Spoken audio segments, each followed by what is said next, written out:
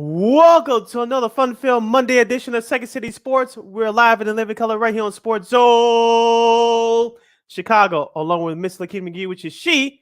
I'm Sydney Brown. Hey, that's me. You can follow yours truly on the Twitter and the IG at SidKid80. Once again, it's SidKid80. That's SIDKID80. That's SIDKID80. You can follow me at Lakeena McGee on the Twitter and Lakeena_McGee on the IG.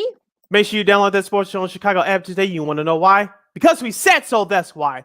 And also, too, we have our other 5 live shows throughout the week. So you have to miss them, you can go back and listen to them and watch them at your own leisure. Make sure you download the SportsZone Chicago app today. Speaking of SportsZone Chicago, you can follow us on all social media platforms on Facebook, Twitter, Instagram, and YouTube. Once again, please find SportsZone Chicago on Facebook, Twitter, Instagram, and YouTube. If you want to catch the audio version of this podcast, you can do so by subscribing to War on Anchor. We are available on all podcast platforms, including the iHeartRadio app. Make sure you type this in your search engine boxes. You ready? On those podcast platforms. WARR on Anchor. Once again, at War on Anchor. And follow War Media at WARR Media on Facebook, Twitter, Instagram, and YouTube. Once again, at War Media on Facebook, Twitter, Instagram, and YouTube. And thank you very much in advance for your support. Like, share, subscribe, and tell your friends. We are unapologetically fun, and we have very definite opinions. If you have any definite opinions during our 2-hour extravaganza in all topics we call a Sports Talk Radio Show, you can always go to SportsZone Chicago's Facebook page or SportsZone Chicago on YouTube. Type in your questions or comments in the comments section. Lakeena will get them up on the screen for you. But if you decide to troll and or do something silly, I'm giving Lakeena full bolt to give you silly fools the bill and beer boot. Bye-bye. I love when she says that. But before we begin, we must remind you that SportsZone Chicago you catch is now available on Roku TV. That's right, SportsZone Chicago is available on Roku TV. So celebrate with the squad and get with the program. SportsZone Chicago is now available on Roku TV. If you already have a Roku television, just tap on the sports photo and download SportsZone Chicago through that avenue. If you don't have a Roku TV, that's okay. We know you have a few handheld devices laying around like your iPad, iTouch, iPhone, Chromebook like I'm using right now, and your personal PC, your laptop. Just go to the App Store and download the Roku TV app that way, and then go and search for SportsZone Chicago. So once again, celebrate with the squad and get with the program. SportsZone Chicago is now on Roku TV 24 hours a day, 7 days a week, and 365 days a year. All right, so we got a busy show ahead, but let's talk some Bears, shall we?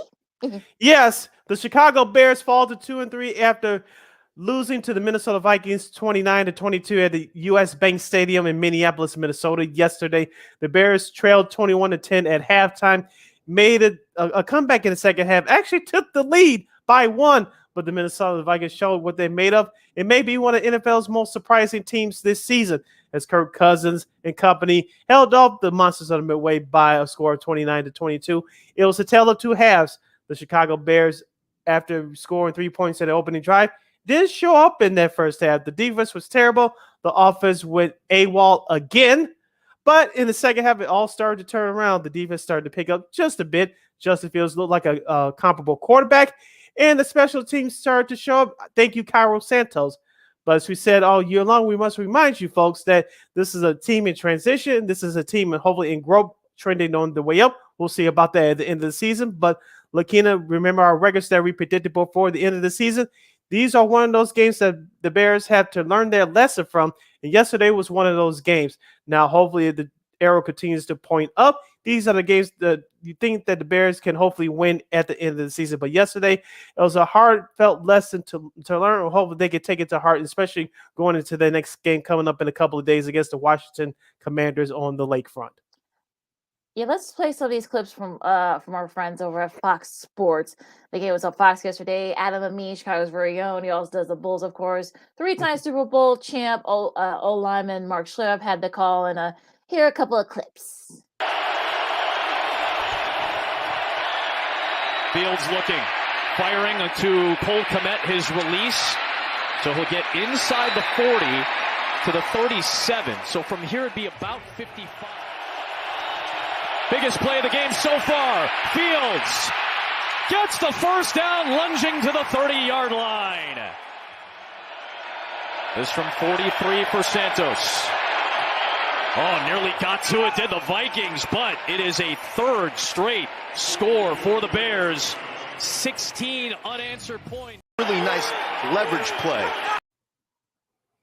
Those highlights were courtesy. Leverage play by Gordon. Late blitz coming.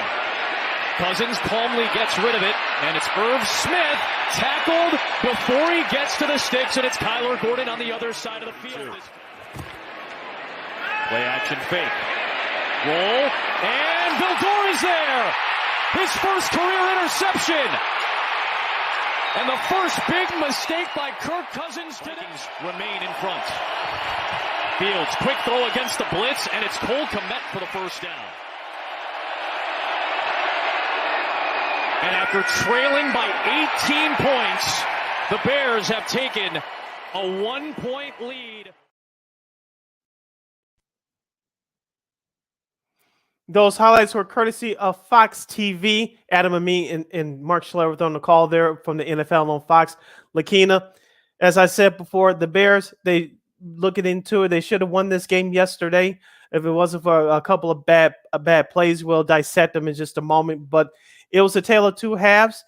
This is a young Bears team. Hopefully they can learn from their mistakes. Justin Fields played much better in that second half. He was their running game yesterday, which I thought that overall the Bears running game would have improved. They did a little bit, but not too much. It was nice to see David Montgomery back. He scored his first touchdown of the year yesterday. But this team still has a lot to learn. And what did we talk about on Friday, Lakeena? The Bears must pressure Kirk Cousins. And that clip you just played there, they did force an interception on him. But how many sacks did that Bears defense have yesterday? Just one. That makes it 3 sacks in the last 3 games, and that is inexcusable, even though this is a young squad. It's one of those things where I think the Bears need to remember that there are 4 quarters, not just 2. Mm-hmm. And they could have won this game, but this game could have easily been a blowout. The Vikings took their foot off the gas, I think. And once they had, boom, boom, boom, Cousins well, like 17 for 17, which breaks a long time for the franchise record that has been around for like almost 40 years. I think Tommy Kramer did it way back in the early 80s. Look, I mean, for me, it was great to see David Montgomery back. He had a couple of, big runs and such, and even had a couple of catches and went up forward. In fact, I mean, but there were a lot of fumbles still, and Amir Smith, Marsette's. I mean, he's actually the former Viking. He was trying to be the hero, had a dumb penalty, which extended one of the drives. Those last drives for the Vikings. Also, too, of course, had that interception of Cameron Dantzler. Had that he just ripped the ball out of his hands. He should have went out of bounds, but at the same time, though. I mean, who's to say that he would have been tackled inbound? So I know people want to kind of make that whole distinction here, but look, this team isn't good enough. I mean, I think the Vikings, I've said, I wanted to say this because, I wanted to sort of say it here, but I think the Vikings kind of let them back in. Like I said, I think they took the foot off the gas. Mm-hmm. I think they kind of woke up, once the Bears got that lead and realized, okay, let's get it going here. And that's what they did. Cousins was able to march down the field thanks to, of course, Justin Jefferson, who had, if you guys have him in your fantasy team, you had a pretty nice showing yesterday. Dalvin Cook, who if you had him on his fantasy team, I do. He had a couple of touchdowns that kind of helped propel that. And look, I think for me, I mean, the Bears show a little bit of strides, but also this just shows you they still got a lot of work to do. Yeah, they still have a lot of work to do. Hopefully this growing process, if they continue throughout the season, they'll get to learn their lessons and learn their lessons well. Take a look at some of the numbers from the Bears. Justin Fields, 15 of 21, 208 yards passing in all. His quarterback rating was 118.8. He was sacked twice. He did throw a touchdown pass. He did run for a touchdown, but it was called back due to a penalty. So that touchdown run was wiped off the board. As far as rushing, David Montgomery in his return, 12 carries for 20 yards in the score. Justin Fields, 8 carries for 47 yards. Khalil Herbert, 4 carries for 11 yards. In the receiving department, David Montgomery led the team in catches with 4 for 62 yards. His longest catch was from 30 yards, the 30-yard catch early in the game.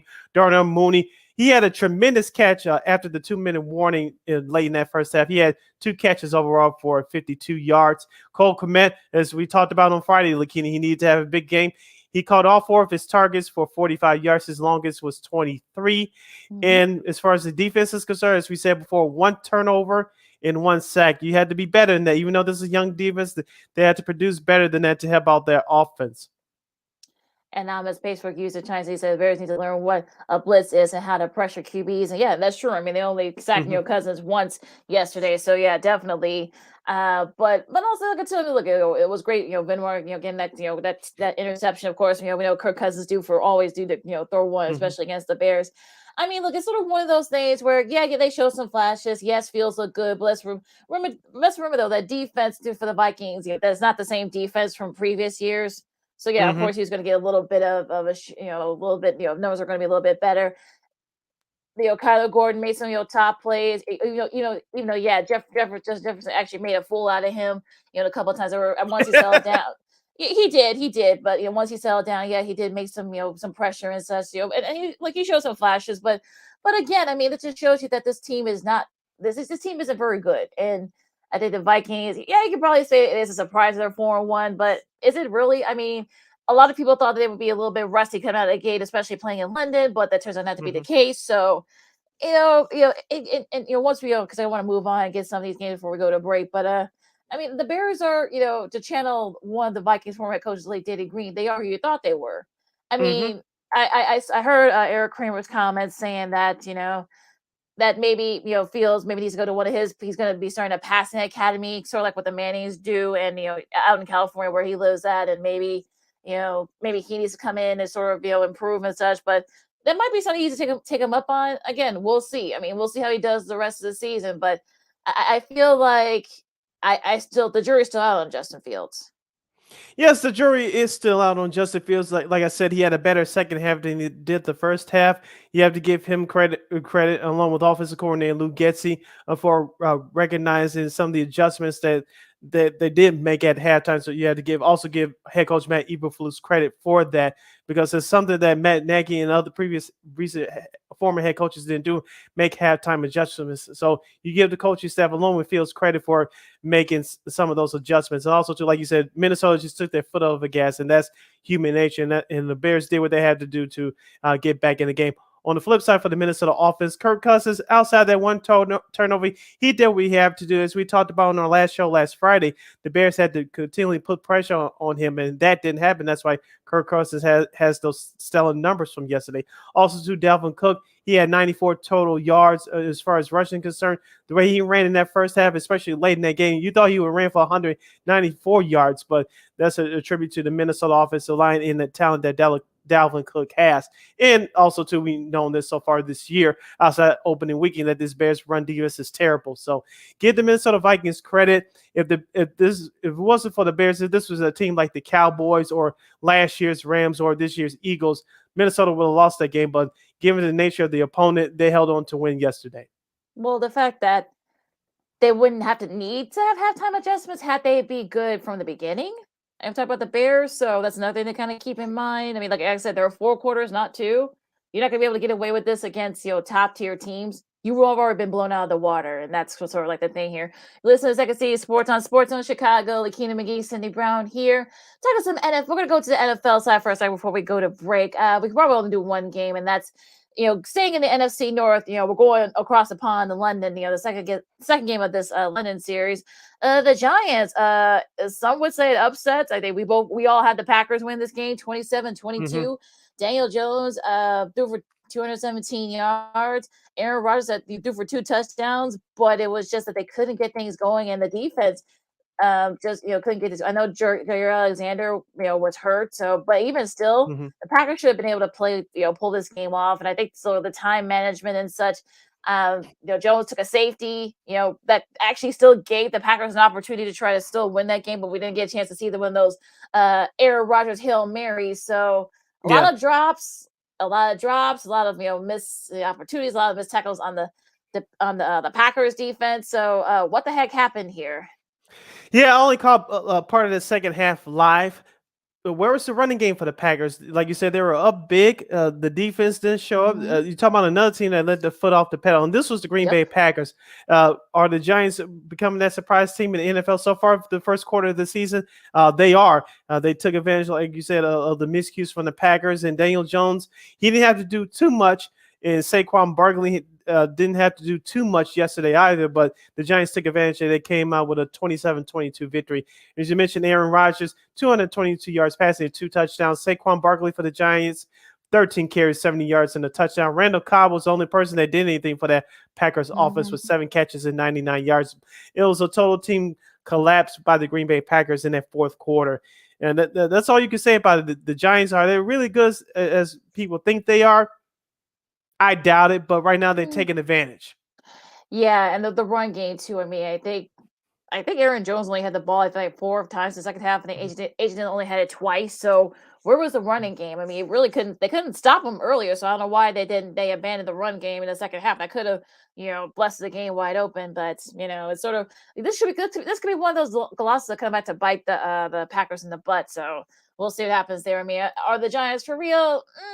I don't think so. But again, they're taking advantage of the mistakes and miscues. So we'll see what happens there. Now we got to take a really quick break. We're up against it, so we're going to talk about the rest of the week 5 slate. Upsets, miscues, and head scratchers. I think that's kind of the theme here with some of these games. Last night and yesterday. So we'll talk all about all that. Also, our does and a whole lot more. Lakeena McGee, Sydney Brown, Second City Sports on SportsZone Chicago. More NFL talk right after this. No, I don't know though. I'm scared. I mean, you're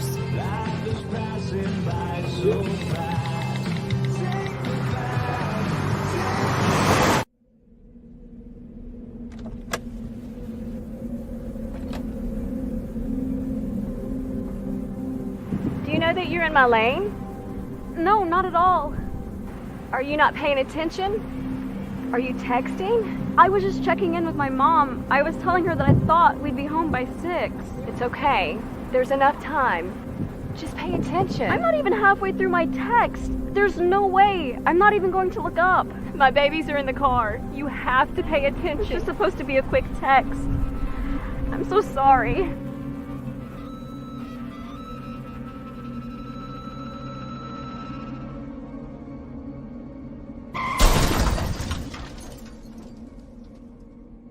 Hi, I'm Tom Brady, the director of DODEA. September is National Suicide Prevention and Awareness Month. The simple act of reaching out and caring for those in our communities is something we all can do. Just being there for someone you care about can be a tremendous first step in getting them access to confidential resources and support that they need. It only takes one person and one small act and 1 minute to make a difference. Let's make a difference.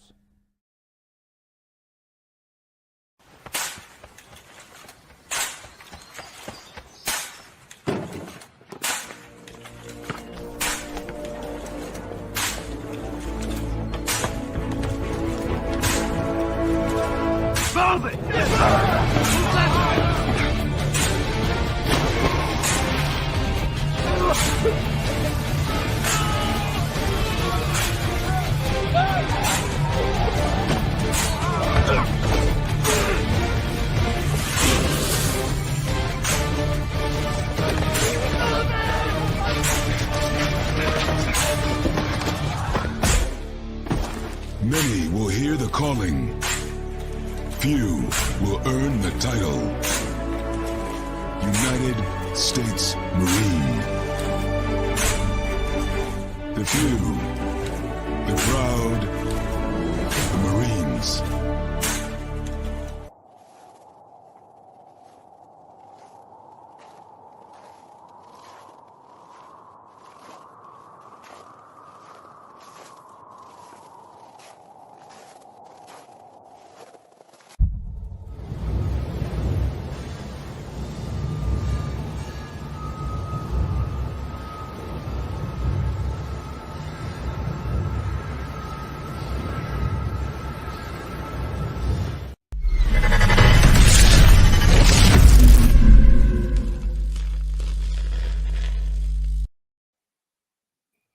Welcome back to the Monday edition of Second City Sports. We're live in living color right here on SportsZone Chicago. I'm Sid. That's Lakeena. You can follow yours truly on the Twitter and the IG at SidKid80. Once again, at SidKid80. That's SIDKID80. That's SIDKID80. You can follow Lakeena McGee on the Twitter and Lakeena_McGee on the IG. Yeah, if you have any questions or comments, with 90 minutes left of this extravaganza, we call it Sports Talk Radio Show. You can always go to SportsZone Chicago's Facebook page or SportsZone Chicago on YouTube.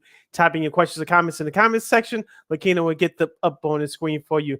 Let's get to our review from yesterday's action from the National Football League's Week 5 slate.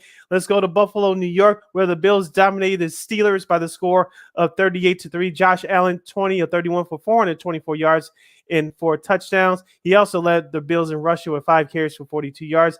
Gabriel Davis had 3 catches for 171 yards and 2 touchdowns. Mr. Davis's first touchdown, 98 yards, was the longest play from scrimmage in team history, and that was the longest play given up by Steelers defense since 1966. Lakeena, there was a couple of skirmishes in yesterday's contest. The quarterback from the Steelers, Mr. Kenny Pickett, was hit, and he retaliated. Also, there was another a scrimmage toward the end of the game as well. It got ugly real fast. Pittsburgh did block a field goal early in the game, so they stayed in it, but you could just tell that, like you said, this is a rebuilding year for the Steelers, and they just didn't have enough manpower to keep up with Buffalo, especially playing in the cold outside. Yeah, even though it wasn't real cold, but Buffalo is overall the better team. Yeah, we stinks. I guess Mike Tomlin pretty much said it afterwards yesterday. He had Josh Allen. I mean, he had 348 yards and 4 touchdowns at halftime. I think that's got to be that's definitely a franchise record and for a QB. But yeah, it's interesting though because like you said, these two teams don't like each other. The Bills, I'm sure, remember what happened last year in the opener. Steelers beat them, upset them at home. So it gets a little bit of get back, a little bit of payback. So I think that played a little bit of part there.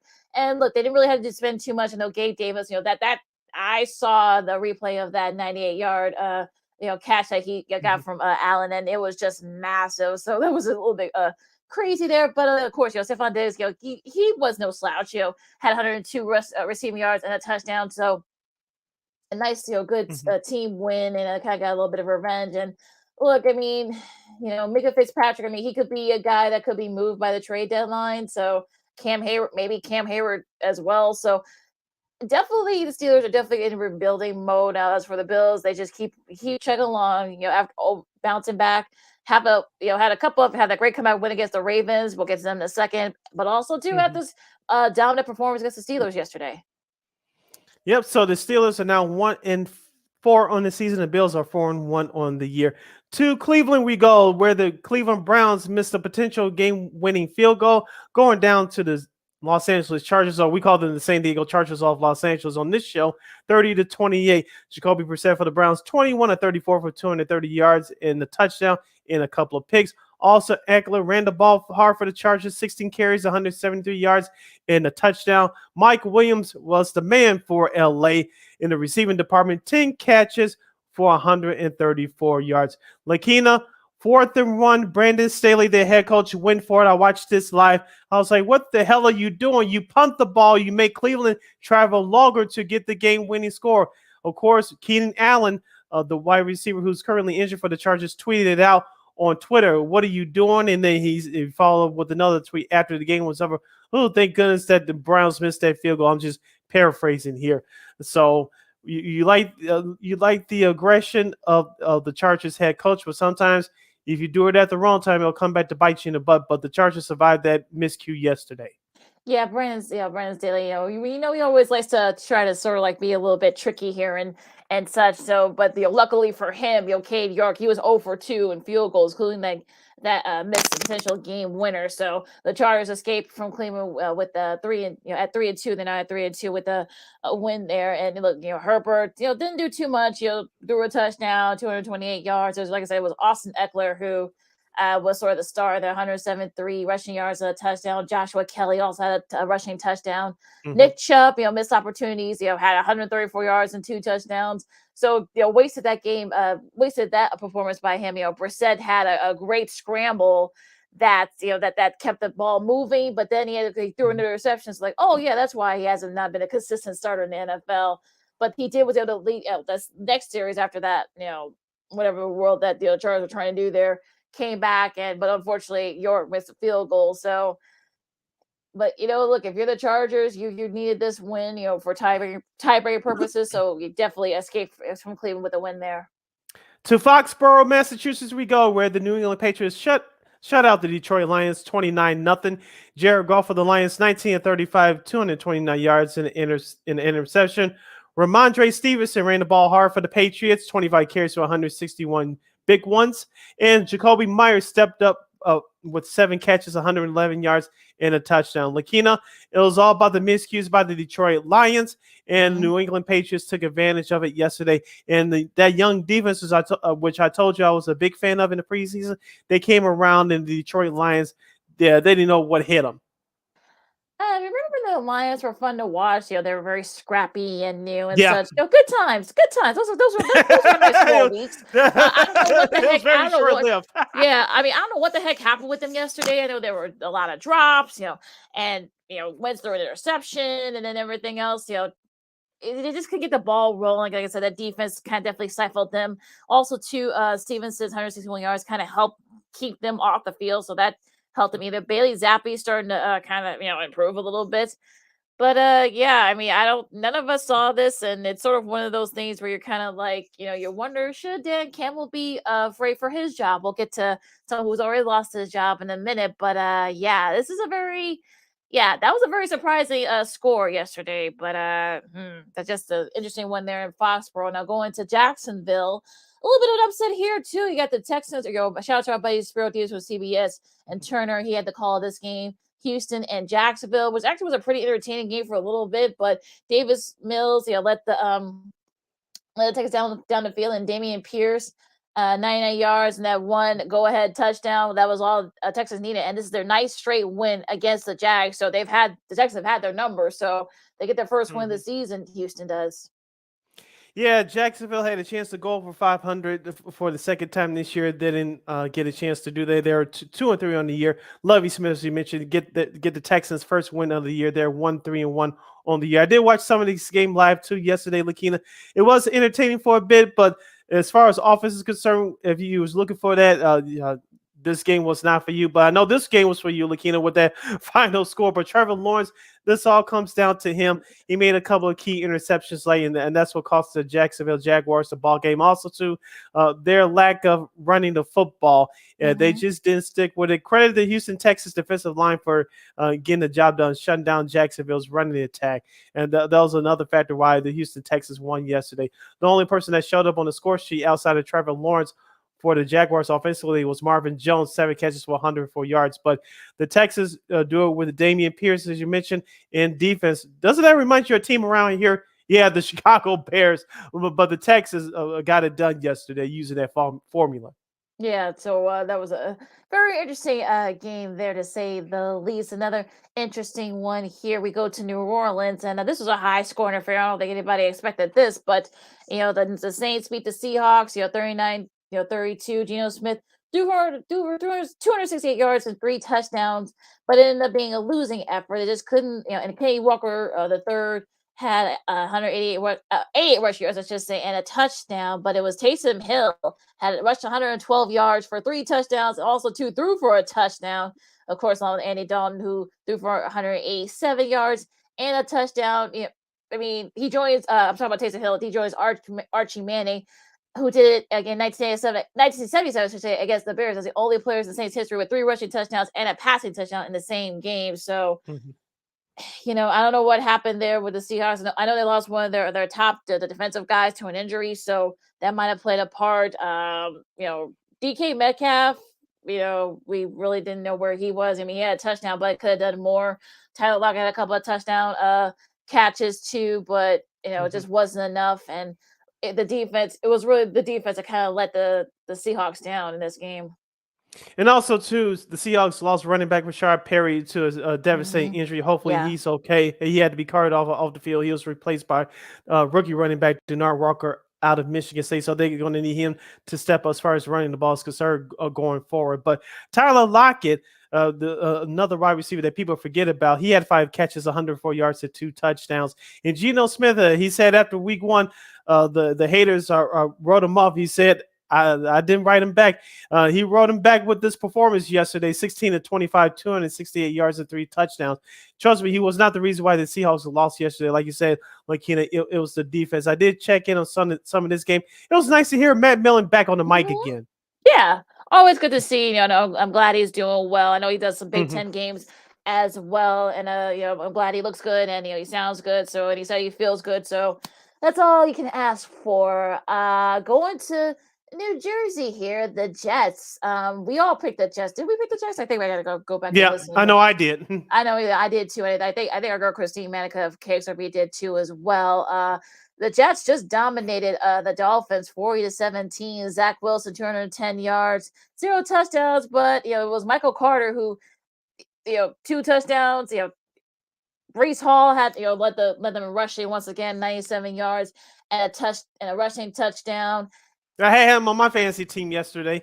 Yeah, so it was a good showing by you and anybody else who had them. But yeah, the Jets, Hall, set the Jets record for 197 yards, scrimmage yards, I should say. So it's a totally different thing. But that's actually that's actually snaps a 12-game divisional losing streak dating back to 2019. So it's actually Jets' first win in division in AFC East since 2019. So a nice showing by them. Yeah, nice showing by the New York Jets, especially defensively. I had the chance to watch some of this game live yesterday, and that New York Jets defense is very underrated. Hopefully, that we starting to see the turning of the corner from that unit, and give head coach Robert Saleh credit for that because he was a defensive coordinator from San Francisco for many years before he took this job. But the Jets offense, they don't jump out at you on the stat sheet, but they find a way to get the job done. You mentioned Brees Hall and Michael Carter. That's probably the best young 1-2 punch of running back tandems in the league.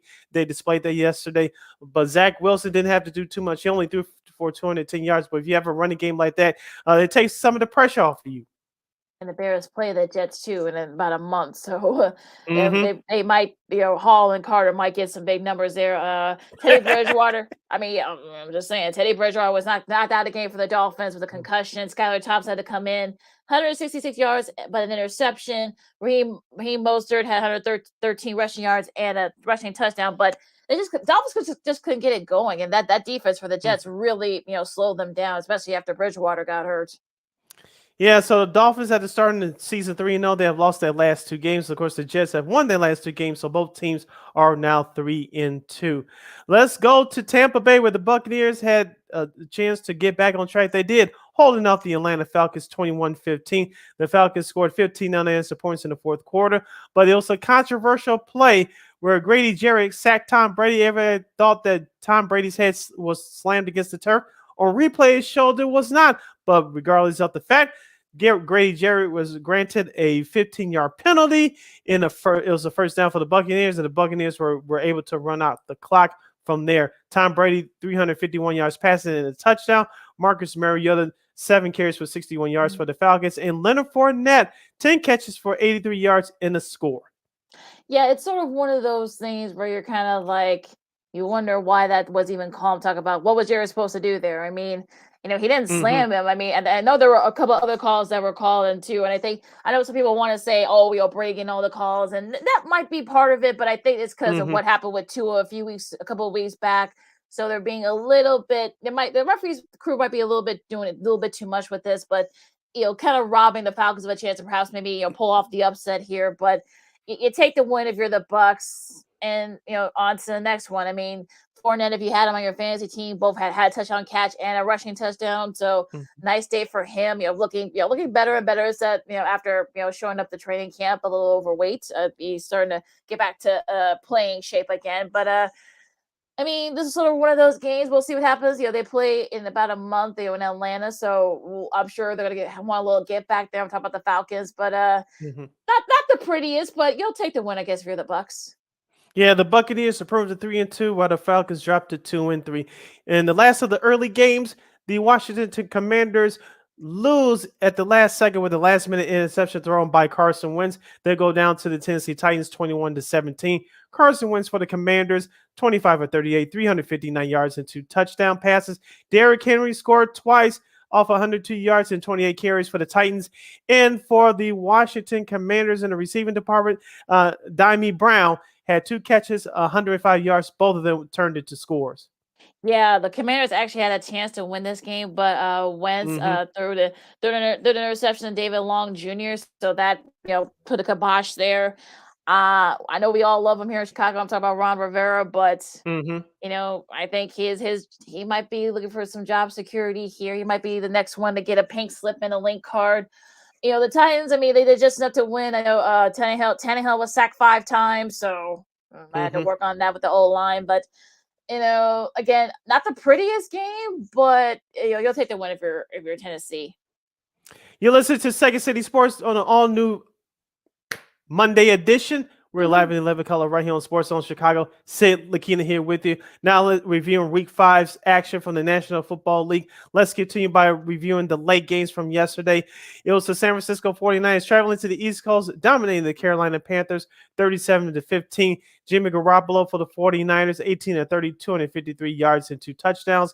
Jared Wilson for the 49ers ran the ball 17 times for 120 yards and a score. And for Carolina, the only standout performer was that damn computer screen. Shi Smith, 4 catches for 69 yards. Lakeena, the San Francisco 49ers defense, which I had it for my fantasy team, had a pick 6 yesterday, which really set the tone for the game. Of course, you mentioned afterwards, now ex-head coach Matt Rule of the Carolina Panthers got his pink slipping link card.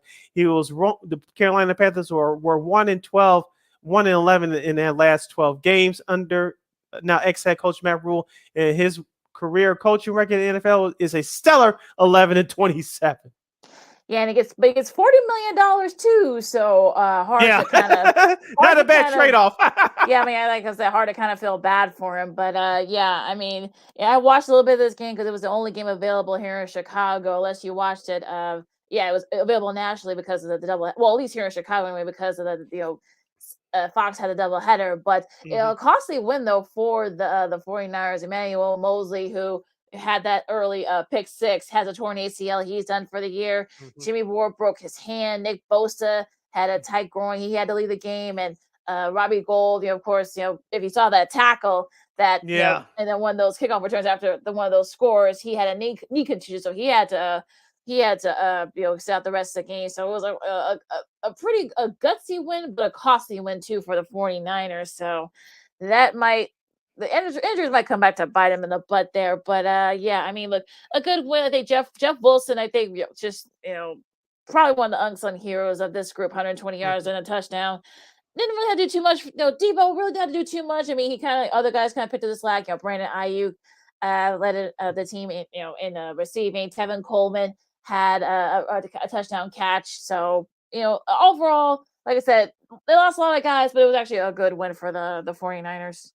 Yeah, 49ers improved to 3-2 while the Panthers dropped to 1-4. To LA we go in America's game of the week. It was the Dallas Cowboys holding off the defending world champion Los Angeles Rams 22-10. Matthew Stafford from the Rams did not have a good day, but he had 308 yards passing, a touchdown pass, and a sack and a lost fumble early. Tony Pollard ran the ball hard for the Cowboys eight times for 86 yards in the score. Cooper Kupp, my guy for my fantasy team, had 7 catches, 125 yards in the early touchdown. Just couldn't get it going offensively for the Rams. Stafford was sacked 5 times. That O-line is just terrible. We said that on Friday. Yeah, I mean, the Cooper Kupp, did his thing, but they couldn't really do too much or anything else. I mean, Cooper Rush, again, not making any mistakes. Not too flashy, but, he really didn't have to do too much. Tony Pollard, there's a name I'm sure a lot of people forget, had a rushing touchdown. Turnovers were the key. And look, they did just enough to win. I'm talking about the Cowboys. Brett Mayer was 3 for 3. So in field goals. So, that whole thing was interesting there. But I mean, like I said, sort of same thing with the Giants. Are the Cowboys for real? I know a lot of Dallas people will probably say yes. But I feel like they're kind of being opportunistic and taking advantage of the injuries. So, we'll see if Dak comes back this Sunday. We'll wait and see. Well, this Sunday night, I should say. But a nice one for the Cowboys.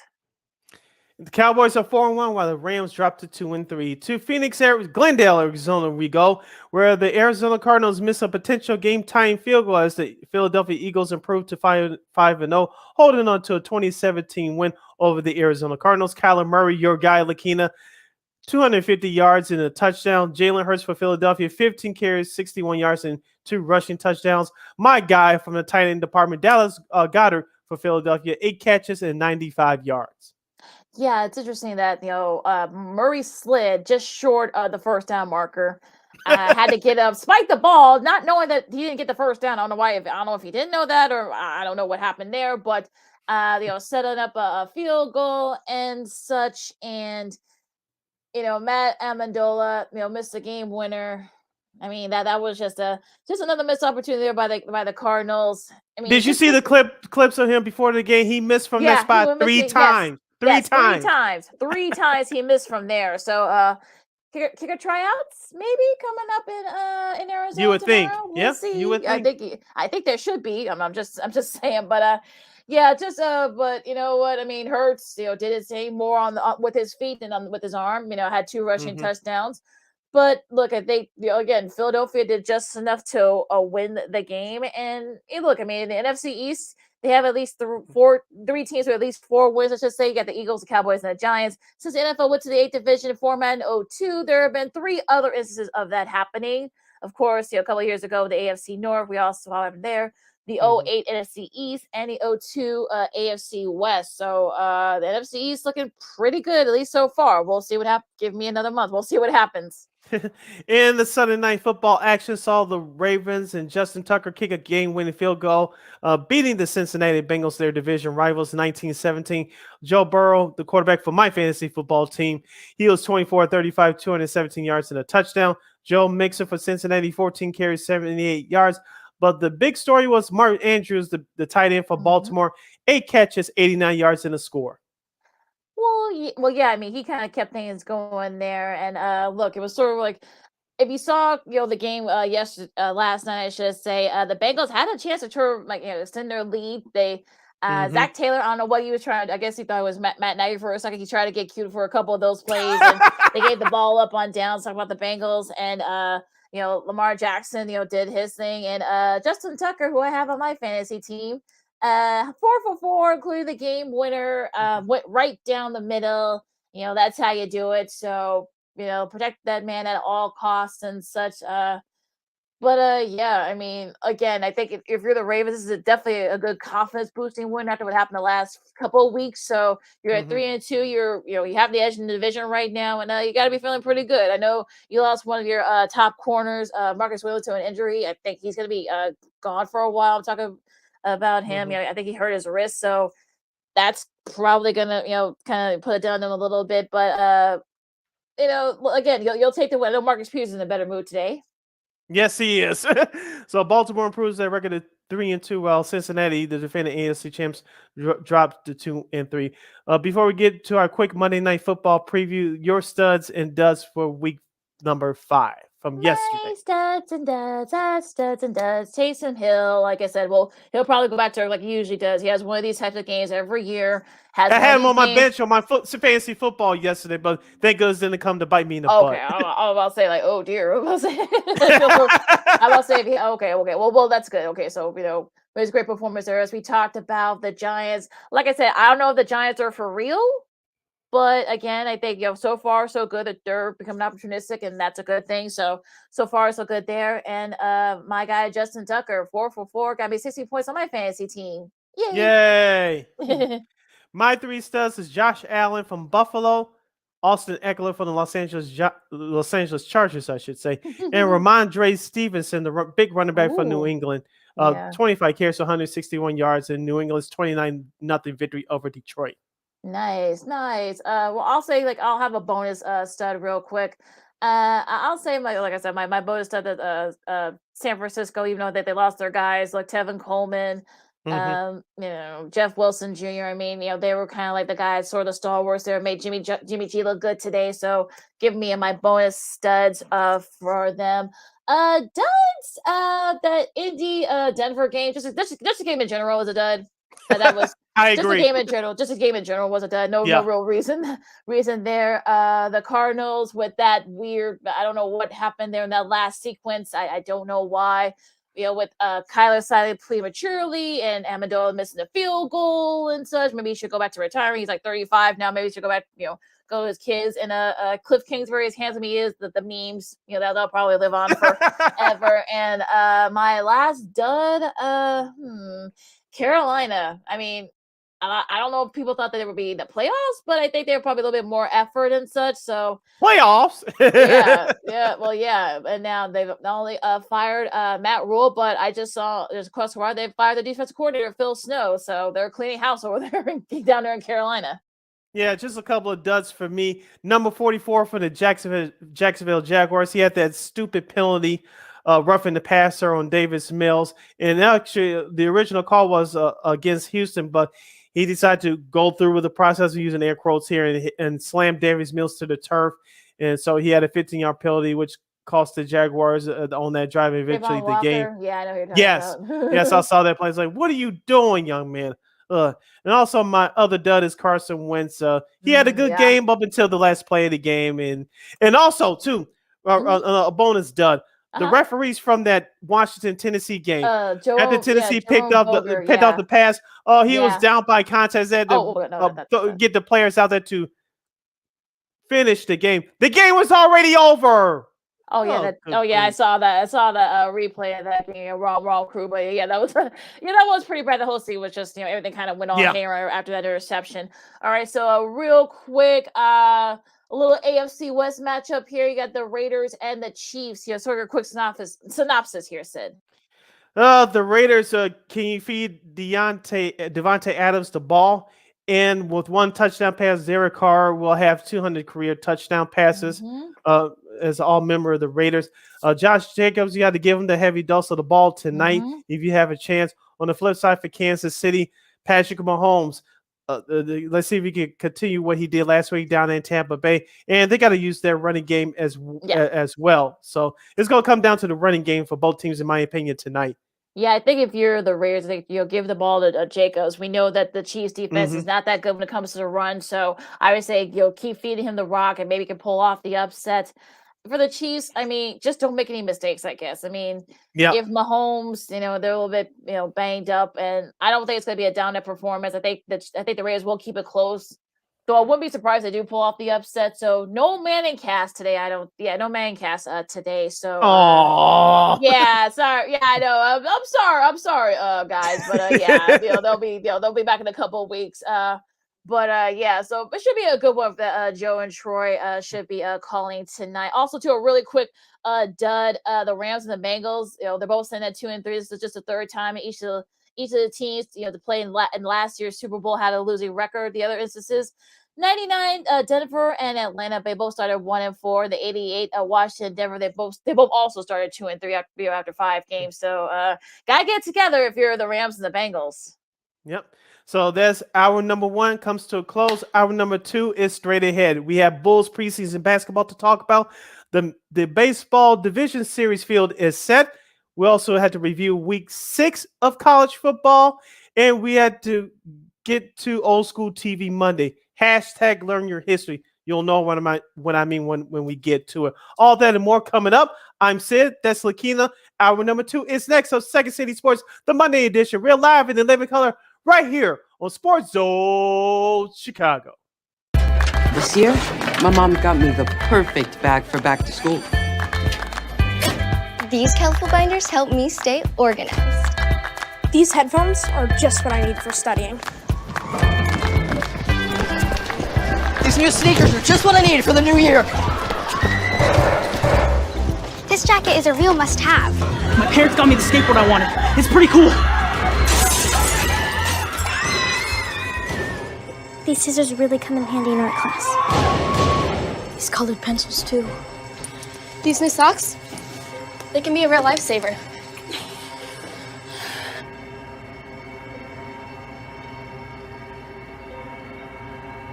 I finally got my own phone to stay in touch with my mom.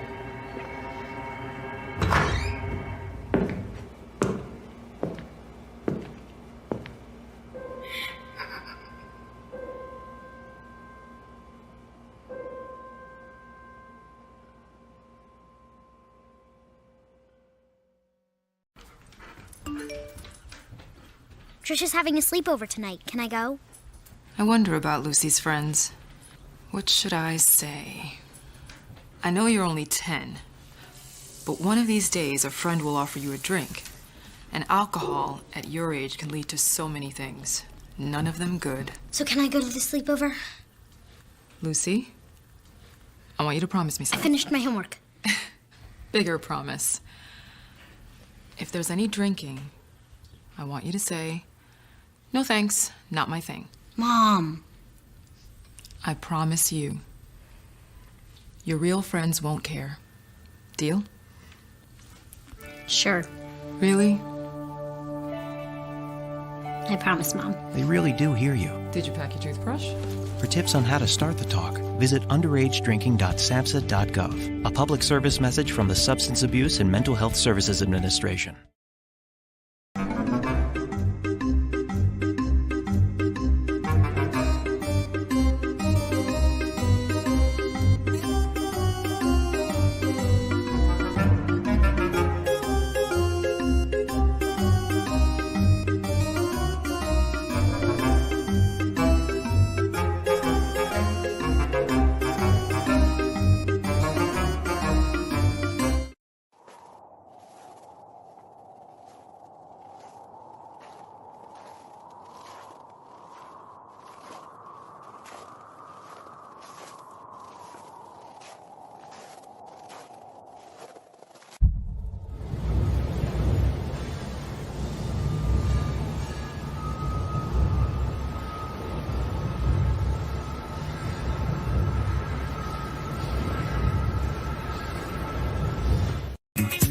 Hey, this is Dr. J, and I listen to Sean and Maya in the morning.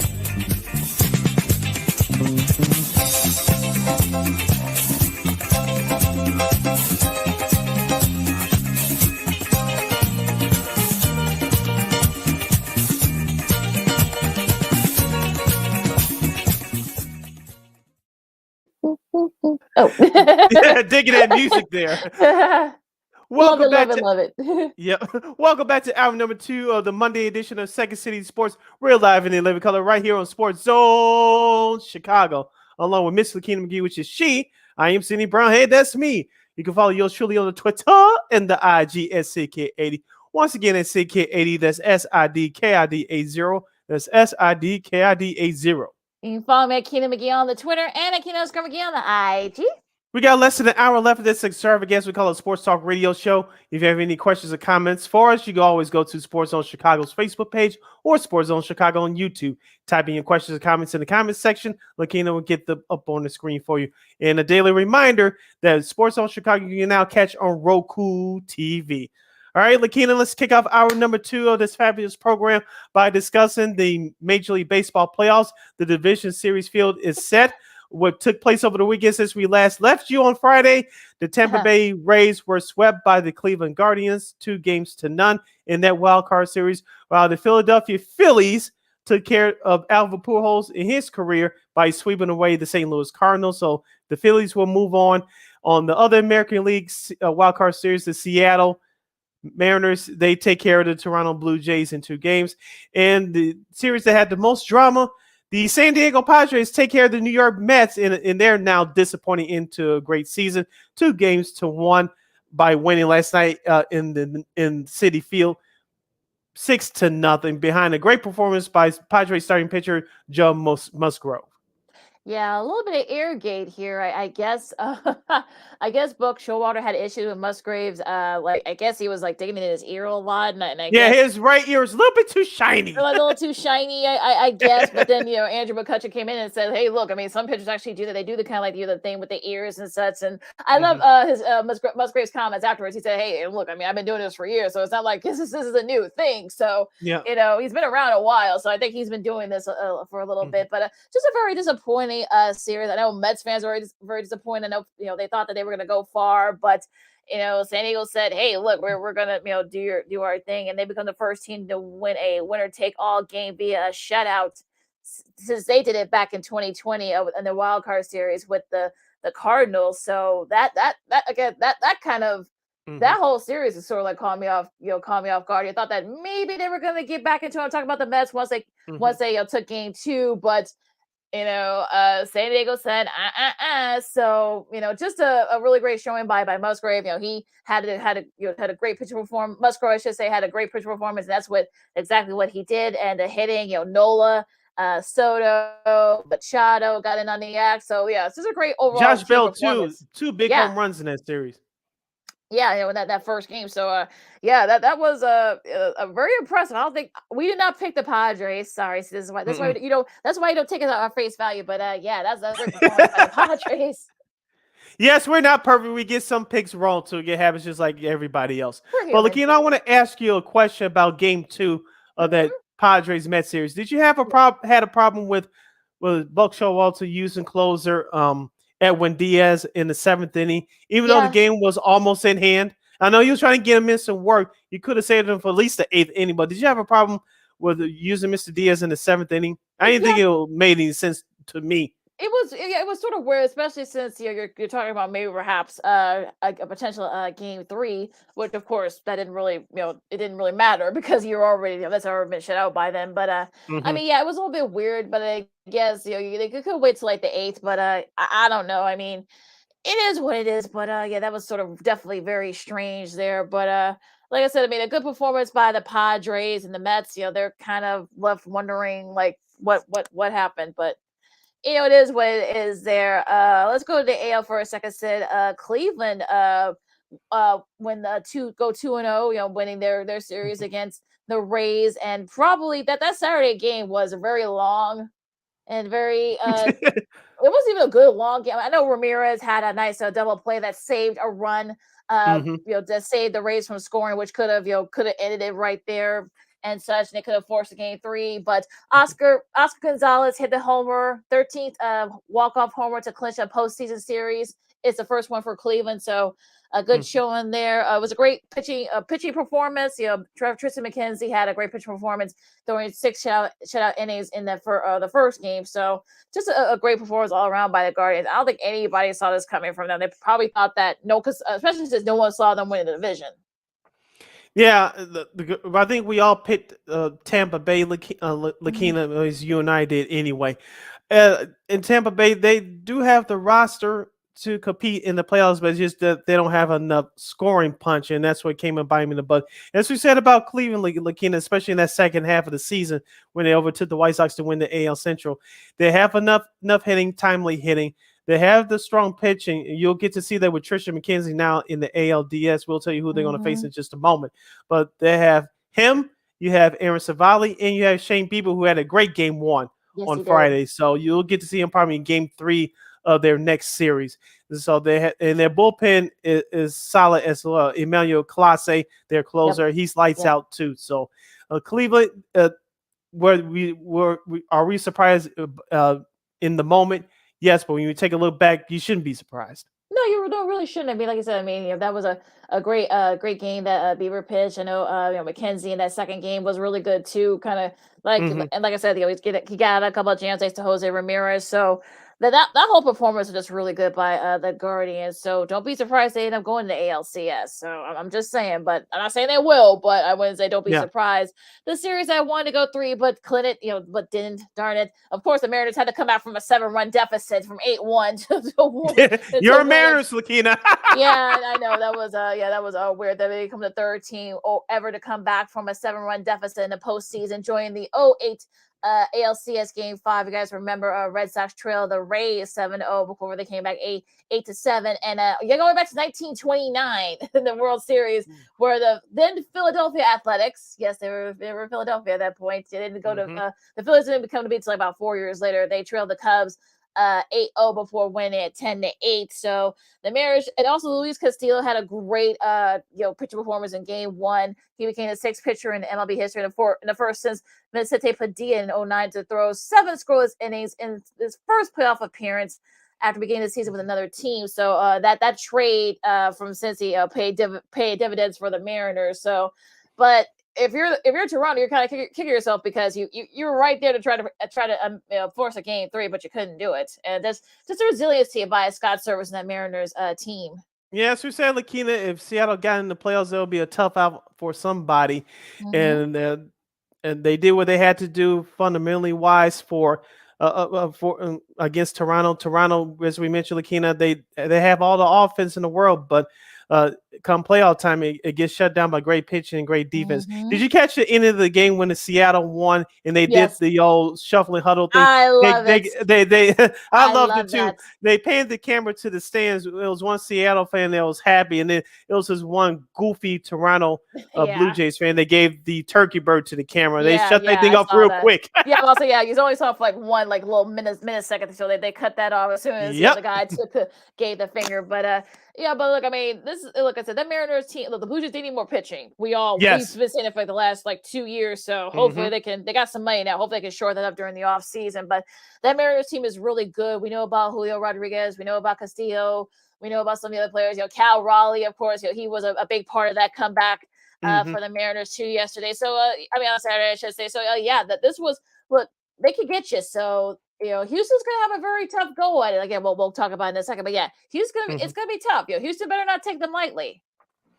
Yeah, Houston better not take them lightly either. I think it's going to be, like I said, we'll get into the preview in just a moment. But yeah, like I said, Seattle, they're going to be a tough out. Like we said the same thing about Cleveland about a month ago. So it's going to be one heck of a division series in the AL. Like I said, we'll get to those two series in just a moment.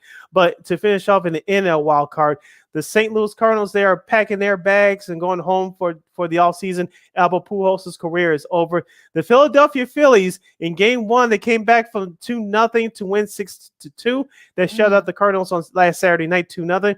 Bryce Harper making his presence felt in the Phillies uniform, hitting his first home run in the Phillies uniform in the playoff game.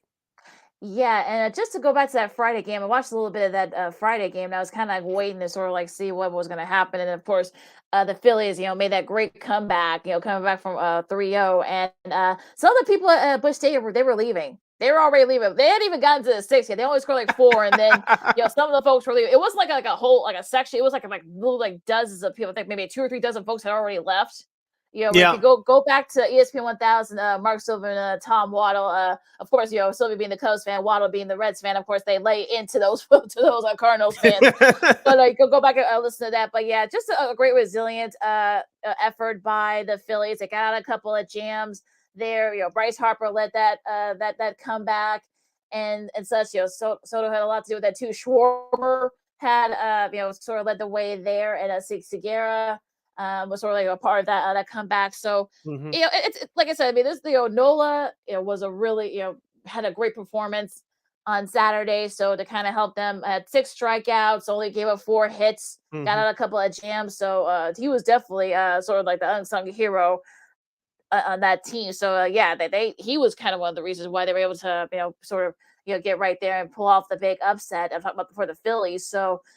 I mean, the Cardinals, you went through all that just to win the division, but then you kind of went away with a whimper. So sometimes that happens, unfortunately. Yeah, this is playoff baseball, and this is why we love it. Excuse me, Lakeena, before we get to the schedule for tomorrow's games as the division series start for both the AL and the NL. I want to go back to Joe Musgrove's performance last night. I was watching MLB Central on MLB Network this morning. Mark DeRosa and former MLB pitcher, one-time White Sox player, Jake Peavy, Mr. Peavy, of course, has been the majority of his career with the Padres. He talked about the performance that Musgrove had last night. He said the same approach that he had when he faced the Mets back on July 24th, he took that same approach and he made a slight adjustments last night, but he used more of his breaking ball than he did in his start back in July. Of course, last night, Musgrove used his fastball to get out most of the Mets hitters, and the Mets hitters could not chase us out. I thought that was a good observation by Peavy. Of course, he's been there. He also been there for a lot of years on that mound as a former pitcher, and just breaking down Musgrove's performance. Now, Musgrove's breaking ball in terms of speed got better as the game went on last night, but he didn't use it as much during his start in the same stadium back in July, but he was more aggressive as the game went on last night. And as you mentioned, Lakeena, I saw that picture on social media too. His right ear was a little bit too greasy, like you said, Bud Showalter from the Mets side, just trying to do any and everything he could to break his rhythm. It didn't work. Like I said, Musgrove stuck out his tongue and yelled that back at the Mets dug out a couple of times. Nothing too major, but I thought it was a great observation that Jake Peavy had this morning on MLB Central and on MLB Network. Yeah, that was a great breakdown by him. And did you see it? Yeah, I saw it, and that look. I mean, he's Okay. from experience. I'm talking about JP became. Yeah. You know, he did it a couple of times when he was with the Padres.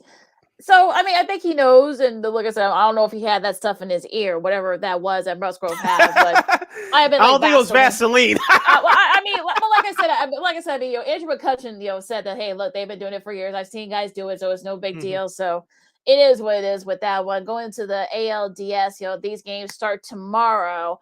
I got a quadruple header here. We'll start with at least 3 of these matches are teams that are from the same division. So none of these, these guys, this is gonna be the first real with them. The Phillies and Atlanta. The first game up at 12:07. That's going to be on the Big Fox Network. It will be Miguel Suarez against Max Fried. So I know the Braves won the season series, but they're going to give a little bit of a hard time in the Phillies. So if you're the Braves, I think you know the Phillies pretty well. So this is going to be very interesting. This is best of 5.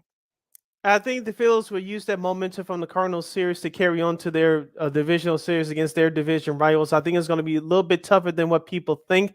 I won't be surprised if this series goes to full 5, but I'm going ahead to pick the Atlanta Braves in 4. Yeah, this is sort of one of those things where this could go either way because, like I said, these two teams know each other so well. I mean, if the Phillies can kind of take advantage of it right away, kind of pounce on the Braves right away in scoring, if Schwarber can do his thing with the bat, and Bryce Harper can do his thing with the bat, if the pitching can be as good as it was in that wild card series, they might have a shot. But I'll say the Braves in 4, but I wouldn't be surprised if the Phillies pull off the upsets, quote unquote. Yeah. So this should be interesting. Second game on the docket tomorrow is the American League Division Series. This series will start in Game 1, 2:37 on TBS. It's the Seattle Mariners traveling to Houston to take on the Astros. Of course, these are AL West Division rivals. Lakeena is going to come down to the bullpens for both teams. I think both these teams have great bullpens, the tops in the American League, perhaps the tops in baseball next to Cleveland's. But who's going to get that timely hitting? Seattle, outside of Julio Rodriguez. They don't have the sexy names in terms of offensive players on paper, but they can muster out some runs. Of course, they did that on Saturday to close out Toronto on the road. But Houston, you have Yordan Alvarez, Carlos Correa. They're not missing him, but you still have Kyle Tucker. Of course, White Sox fans remember what he did to us last year in the playoffs. Of course, you still have my mind's starting blank because of what happened in last year's playoffs. Excuse me, folks, but Kyle Tucker is still there as far as hitting is concerned, and you still have a couple other guys. But Dusty Baker, could this be his last run as Houston Astros manager? Hope not, but we'll see. But I think it's going to come down to the bullpen for both teams. I think Houston's going to barely get by Seattle, but it's going to be a tough 5-game series. This is going this better as far as baseball fans like yours truly that has really no personal interest. This better go 5 games, and I think it will. But I think it will take too. This one. Yeah, I think it will too. Like I said, it's going to be the bullpen. I think if the same thing here with the Phillies, the same thing here with Seattle. Seattle can get on Justin Verlander, get on Santana right away. I think if they can kind of jump on them, pretty quick, I think they could definitely kind of like make this a series. They're young, of course. You got the Astros, all the experience and such. So this is going to be very interesting here. But I think this is going to be kind of like one of those sort of series where I think experience could be the factor, but you never know. So, but should be. I'll pick Houston in 4, but I'm hoping this goes 5. Okay, the Guardians and the Yankees. I know the Guardians have, they gave the Yankees a hard time, this year. So, what do you think? The Yankees going to start off in a bit of a hole because Aroldis Chapman missed a mandatory workout on Friday, so he's being sent home by Aaron Boone, I should say. See you in the ALCS if we get there. So the Yankees, we talked about Lakeena. Their bullpen's been kind of shoddy all year long, especially after Aroldis Chapman's early struggles, and so he's come back, but he came back, but he did not get his closer job back, and now we know why. But on the flip side of Cleveland, we talk about their timely hitting, their starting pitching, their bullpen. They're going to give the Yankees trouble. Will I be surprised if Cleveland pulls this off? No. But something tells me, could be wrong, but something tells me Aaron Judge and those guys from the Yankees will have just enough offense to squeak by the Guardians. So I'm going to go ahead and pick the Yankees in 4. I wouldn't be surprised if this series goes 5 either. Yeah, I mean, it's sort of one of those things that could go either way, especially with Chapman not being, on the roster. So this could definitely, that bullpen is going to be an issue there for the Yankees. If Shane Bieber and if those guys can kind of, get on them early. Now, if you're Aaron Judge or Giancarlo Stanton, I think you want to try to jump on the Guardians right away with your hitting. Get those big leads. And says, I know Jared Cole is going to be first up. If he can kind of set the tone for the pitching, I think this could definitely help the Yankees and probably perhaps may get them an edge in this series. But look, crazy things happen in these best of 5 series. So I think if the Yankees are going to need their offense to sort of show up, because I think their pitching and their defense might be a bit of a problem. But we'll see what happens there. Now, the last series, of course, these are old NL West rivals. You got the Padres and the Dodgers. Dodgers got the best of them in that series. Now, will it be a different story now that they're going to be facing each other in the divisional series? Yeah, these two teams faced each other in the bubble 2 years ago. Of course, the Dodgers got the best of the Padres on the Dodgers' way to winning their World Series title. This year is a little bit different. I wish these two teams faced each other in last year's playoffs, especially the way San Diego hammered the Dodgers early in the regular season last year. But of course, we all know what happened after that. A big collapse by San Diego. Of course, the Dodgers went on to win over 100 games.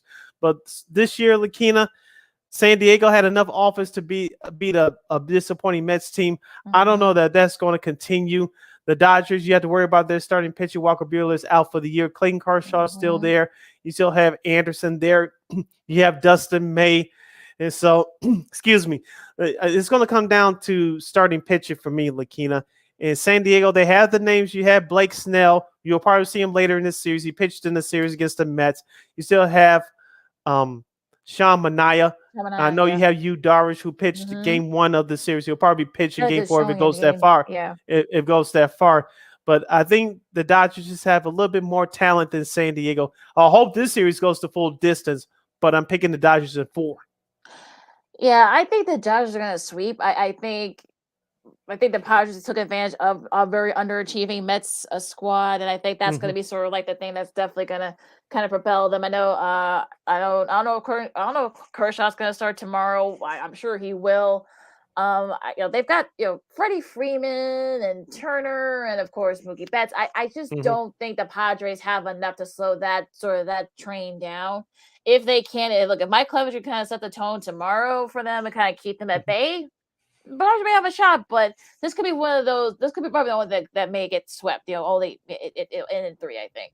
But again, don't take it at face value, folks. We'll see what happens. It's how it happened in the wild card series, wild card round, I should say. So that's your schedule for tomorrow's, as both the NL and the AL wild card. This is not wild card, but the division series will begin in Major League Baseball tomorrow. So we'll have our recap on our next show on Friday.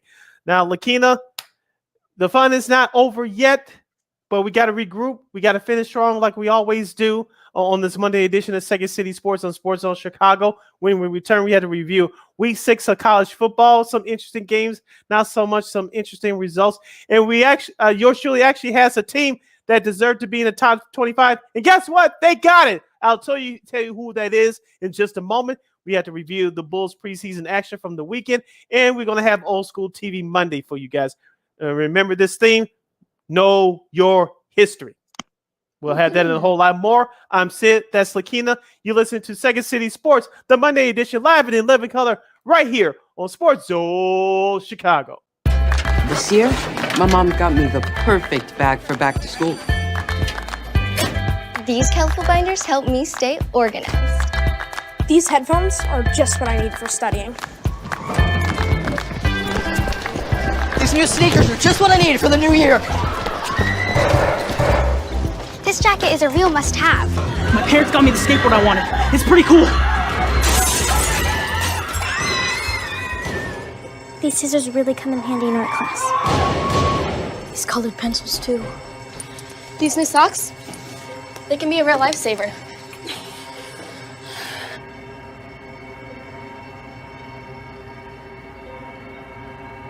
And I finally got my own phone to stay in touch with my mom.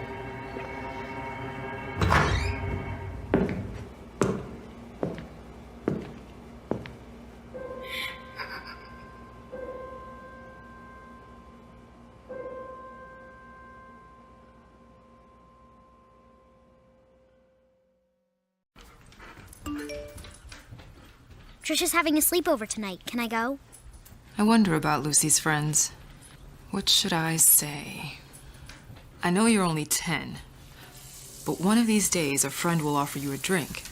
And alcohol at your age can lead to so many things. None of them good. So can I go to the sleepover?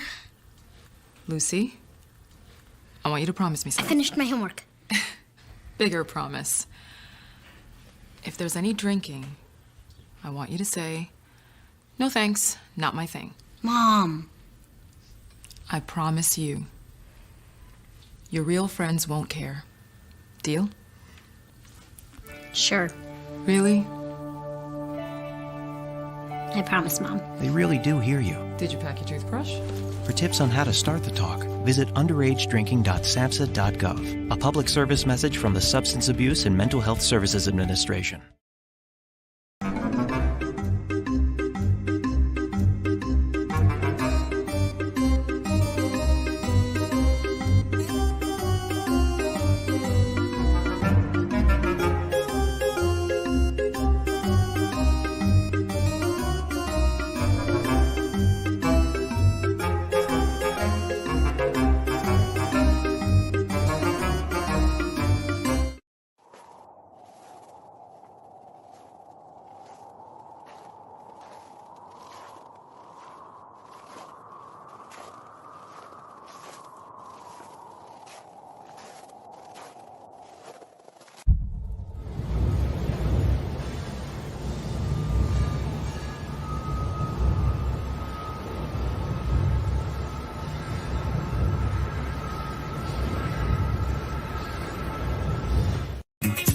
Hey, this is Dr. J, and I listen to Sean and Maya in the morning.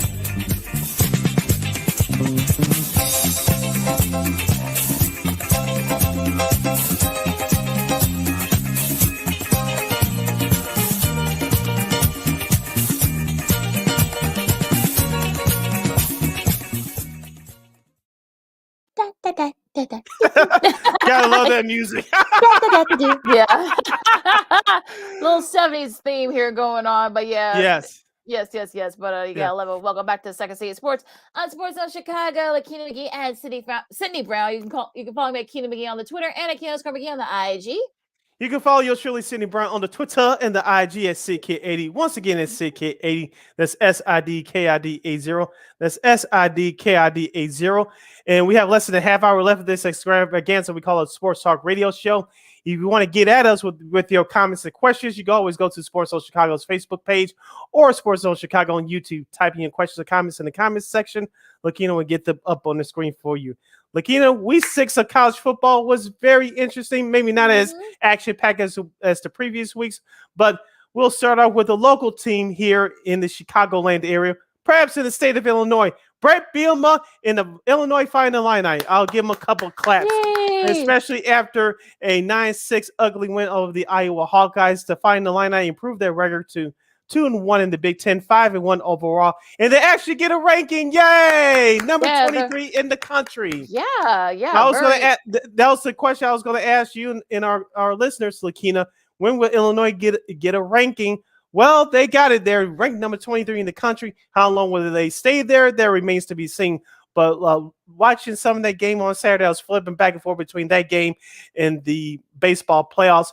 They lost their starting quarterback, DeVito, early, but it was Chase Brown that carried the day for the Fighting Illini. 31 carries for 146 yards. Kirk Ferentz and his Iowa Hawkeyes, even though their defense stepped up as well, they had a lot of miscues, especially on offense, especially during their last drive of the game. Yeah, Peaches threw an interception and that would have, kept the drive going. And don't know what was going on there with that play, but that play call. But that's a whole different story.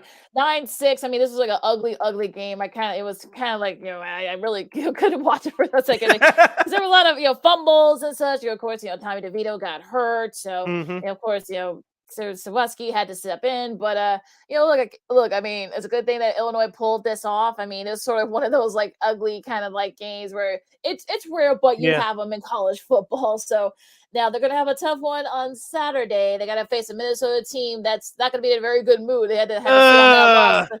Yeah, you had to stay. They sat on lots to Purdue, and they were off. And I'm sure again, we'll get to it on Friday. But that's who they're going to be playing against. So it's going to be a tough go at it for Illinois, but a nice win for them to kind of pull off that little game that wasn't very good. That was kind of like unaesthetically pleasing to watch. I'll say that. Yeah. Couple of a few of the highlight games from this past Saturday from Week 6 in the world of college football. Number 1, Alabama survives at home, beating Texas A&M 24-20. For the Crimson Tide, Mr. Gibbs Jahmyr Gibbs ran the ball hard for Alabama, 21 carries for 154 yards. Lakeena, I did check some of this out. It was a kind of an ugly game. Texas A&M had their chances, but Alabama, off of a situational football and talent alone, they survived the victory at home. The defense definitely propelled them in that game, and it was sort of like, it was going to be tough because Jalen Miro had struggles doing interception, threw 3 touchdowns and such, but like I said, it was really Bama's defense that kind of saved the day for them against the Aggies. And Bryce Young should be back next week. We'll see, but a good win by Alabama. Really good win here by Georgia. A dominating performance by the Bulldogs, beating Auburn. I don't know what has happened to that Auburn program. Don't ask. I don't know. I don't know why. They 42-10. Just hammered them. Stetson Bennett threw for 288 yards.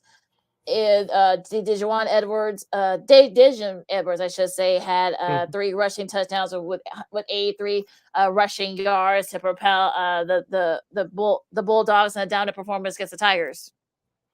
Yep, and let's go back to the Big Ten. Number 3, Ohio State takes care of Michigan State in East Lansing, 49-20. CJ Stroud, 361 yards passing in 6 touchdowns, but it was Travion Henderson, their big running back, 19 carries, 118 yards in the score. Ohio State scored 21 points in the second quarter to put this one away, and they added 14 more early in the third quarter. Get ready to feel old, folks. Marvin Harrison Jr., yes, he is the son of the Hall of Fame wide receiver, keeping up well with his dad's name here. 131 rushing yards and 3 touchdowns. I think that's the most by a receiver in the Big 10. Well, in Ohio State history at least. The only other receiver to do that was Joey Galloway, current ESPN analyst. So history making there, but just a dominant performance. I know Michigan State scored a couple of touchdowns late, but that it really didn't matter. Yep. And speaking of Michigan, the number 4 ranked team in the country, the Wolverines, went to Bloomington, Indiana, and handed it to the Indiana Hoosiers 31-10. The Michigan Wolverines scored 21 of their 31 points in the second half. J.J. McCarthy from Michigan, their star quarterback, was the man, 28-36, 304 yards and 3 touchdowns. As your guy, Blake Corum, their stud running back, 25 carries, 124 yards in the score. Yeah, it was tied at halftime, so that was a little bit of a kind of a little awareness there. But like we said, I mean, Michigan kind of kicked it into gear and may have gotten caught looking ahead a little bit to that game against Penn State on Saturday. Might have gotten caught there, but look, they did what they had to do. I mean, J.J. McCarthy had his best game of the season, threw for 304 yards and 3 touchdowns. Like I said, my guy Corum had 124 yards and a touchdown. So really didn't need to do too much. It was their defense that kind of, slowed down Indiana. They made the adjustments. And shout out to Mike Hart, who's the running backs coach over at Michigan. Collapsed. He's feeling better. He was released. He is back in Ann Arbor. So that's just good news all around. Clemson had no trouble with Boston College, 31-3. Really Next. I mean, they did that. They did that honoring for the young man who, of course, the guy knows bandana guy, of course, 9/11. He saved a lot of folks there before he unfortunately perished in the South Tower. But they kept that tradition going. But DJ Oloye had 3 touchdown passes and an interception. Also had 69 rushing yards. But again, it was a defense. So really did not do too much against Boston College, a team that is rebuilding. But nonetheless, a good showing by Clemson. Another team is trying to get into the national championship picture is the USC Trojans, ranked number 6 in the country. They had no problems taking care of the Washington State Cougars 30-14. Mario Williams, the stud wide receiver from the Trojans, 4 catches, 82 yards and 2 touchdowns. Caleb Williams, 15-29, 188 yards and 2 touchdowns. And their star running back, Travis Dye, 28 carries, 149 yards in the score. Yeah, again, this was sort of like tied at one point, I guess, and I think Washington State had the lead for a little bit, but the offense too much for the Cougars to slow down. Caleb Williams, did just enough, and the rest of that offense did just enough. The defense kind of got it going in the second half, slowing the Cougars down. But yeah, so look, that's a good showing by USC. Okay, number 7, Oklahoma State Cowboys. They get by Texas Tech 41-31. And Tennessee, Arrested Development.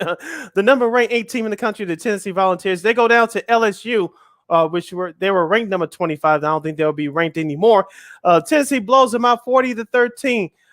For Tennessee, you had Jabari Small running the ball 22 times, 427 yards and 2 touchdowns. In their third wide receiver, Mr. Brew McCoy, 7 catches for over 140 yards. Yeah, Hendon Hooker also had 239 passing yards and 2 touchdown passes. And like I said, it was really the defense. I mean, they definitely slowed down that offense for LSU and just really couldn't get things going. And such. So, they sacked their quarterback, Jaden Daniels, 5 times. So that definitely, that stalled a lot of drives for LSU, and that helped, Tennessee, was able to kind of blow them out. Yeah. Let's go back to the West Coast. Lakeena, number 18, UCLA. The Bruins get by number 11, Utah, 42-32.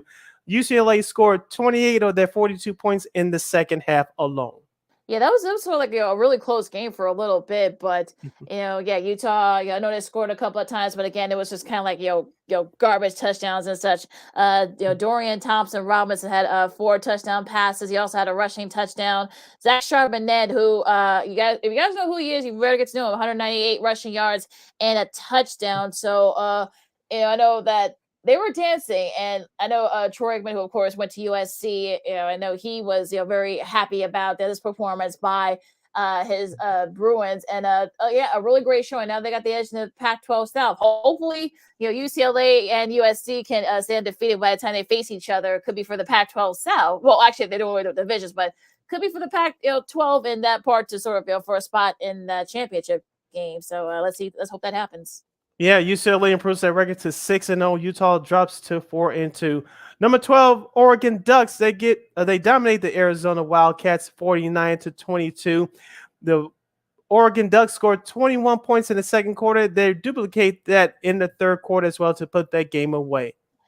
Yeah, didn't really do too much against Arizona. Again, that's an Arizona team that's rebuilding, so nothing too much there to talk about.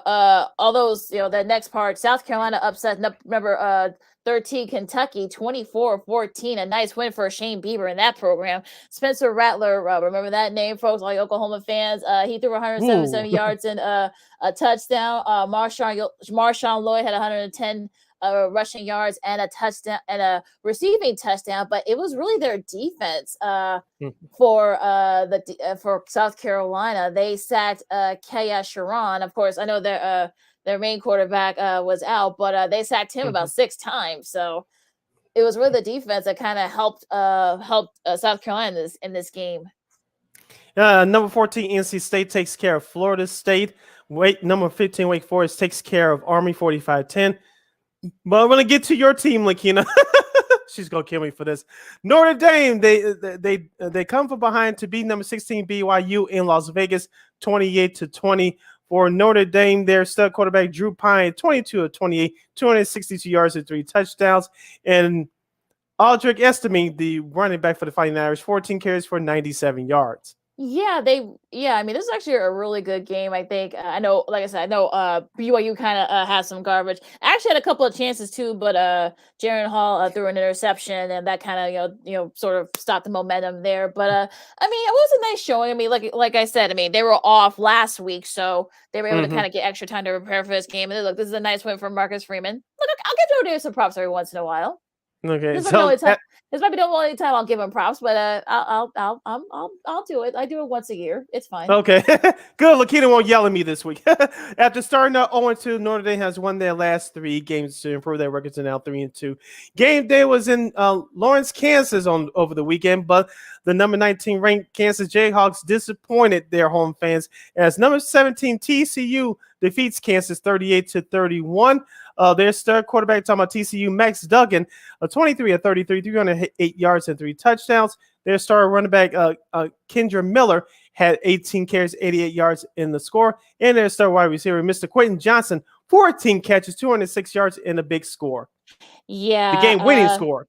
Yeah, and unfortunately for Kansas, Jalen Daniels, their star QB, was out due to a shoulder injury. But Jason B more than picked up the slack. He had 262 yards and threw for 4 touchdowns. But it was really their defense; they just couldn't slow down TCU. So that's really it wasn't really what Bean did or didn't do. It was actually what their defense didn't do. So. Here comes another Lakeena special. Number 20, Kansas State. They get by Iowa 10-9. Kansas State improves their record to 5-1. Iowa State drops to 3-3, 0-3 in the Big 12. Yeah, Adrian Martinez has definitely been a big difference for K-State, so we'll see if they can keep it up. But just had some questionable calls late. That whole that last week was for Iowa State. I have a friend who went there, and he was not very happy that they made that play call on 4th down, and just the receiver had the ball like right there in his hands, and unfortunately he dropped it. So. Unfortunately there, but K-State stayed undefeated in a pretty entertaining, although ugly game. Washington gets upset by Arizona State. Arizona State, they don't have a coach right now, but unfortunately for Washington, they couldn't take advantage of that. Trenton Pugris, I should say, threw for 3 touchdowns. Emory Jones, of course, they had a couple of Wildcat specials and such. Xavier Valade for Arizona State had 111 yards and a rushing touchdown. So it was actually a pretty exciting game. I got a chance to watch it on this lovely laptop here, but it was a pretty entertaining game. But nice win for Arizona State. We'll get to the theme here in a second. Yeah. You're listening to Second City Sports, the Monday edition, right here on SportsZone Chicago. We're live in living color. Sid Lakeena here with you, reviewing some of the key games from Week 6 in the world of college football. Going back to the SEC, number 23, the Mississippi State Bulldogs. They dominate the Arkansas Razorbacks, 40-17. And for the Mississippi State Bulldogs, they stuck quarterback Mr. Will Rogers, especially for you old schoolers that remember that name from back in the day from the world of entertainment. 31-48, 395 yards and 3 touchdown passes.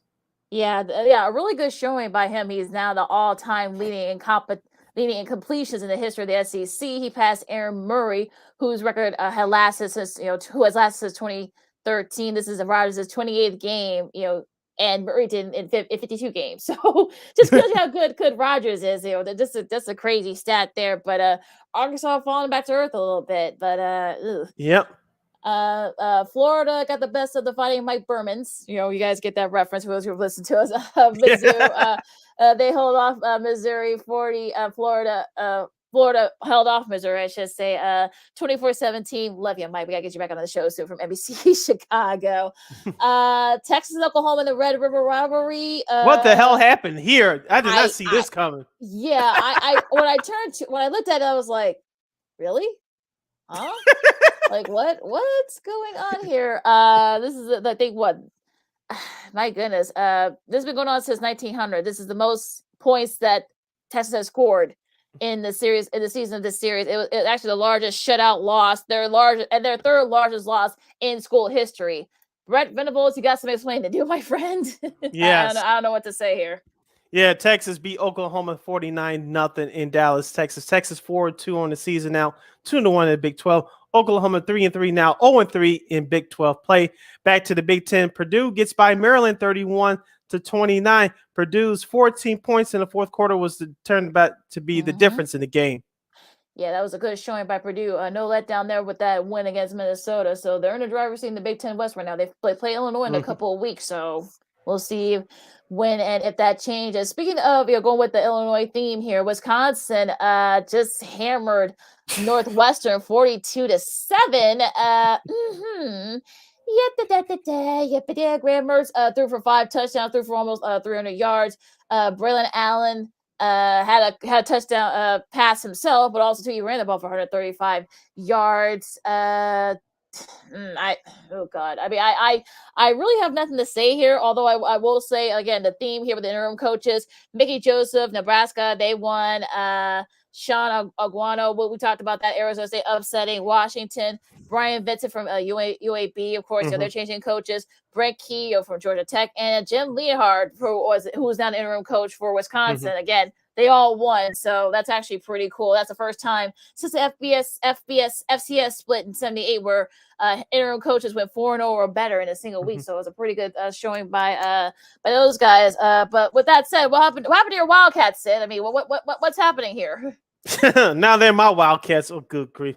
Well, like we talked about on Friday, Lakeena, they known for strong defense of running the ball. They had the running game down packed, but you have nothing at quarterback, and so that puts that much pressure on your defense. It's just what Wisconsin, especially after coming out that ugly loss to Illinois, like you said, they had the coaching change. They were more motivated, and they were the better team. That's all I had to say.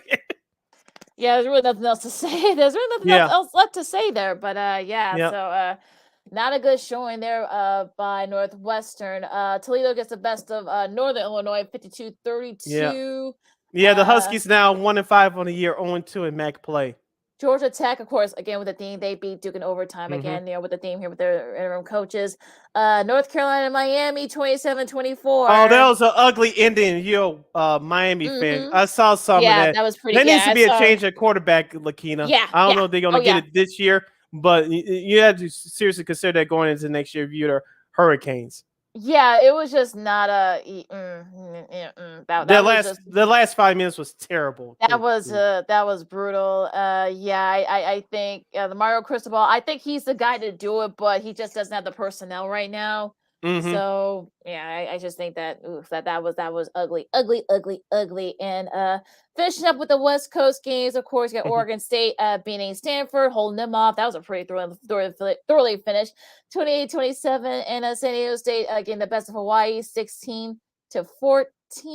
And that's about it. Wyoming beat New Mexico, 27-14. Utah State upsets Air Force, 34-27. And my UTSA, the Texas San Antonio Roadrunners, held off Western Kentucky, 31-28. All right, so there's your recap from last weekend's Week 6 action for the world of college football. We'll get to Old School TV Monday, excuse me, in just a moment, but you're first listening to Second City Sports, the Monday edition. We're live in living color on SportsZone Chicago. I'm Sid, that's Lakeena. Lakeena, let's hop into some Bulls preseason basketball. The Bulls improved their record in the preseason to 2-1 after beating the Denver Nuggets at the UC on Friday by 18. They get by the Toronto Raptors 115-98. The Bulls turned on the heat defensively in that fourth quarter. Andre Drummond was the man in that fourth quarter. 2 3-pointers. Javonte Green really played well in his extended time on the floor. He had 17 points, 5 rebounds, and 1 monstrous dunk in that fourth quarter. Zach LaVine struggled, but it was some of the other guys like Ayo Dosunmu. He had a couple of bad turnovers early, but he ended up with 14 points for the entire game. And DeMar DeRozan, the former Toronto Raptor, ended the game with 21 points in 27 minutes of action.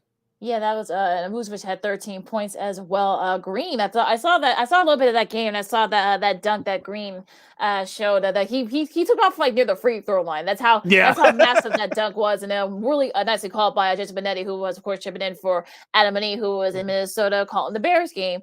So that was a cool showing there. Just a nice little a nice team win. I think you needed that. I know Jokic didn't play on Friday. I get it, but still a good showing there about beating the Nuggets and stuff. So are we okay with the Bulls now? Have everybody calmed down on the Bulls?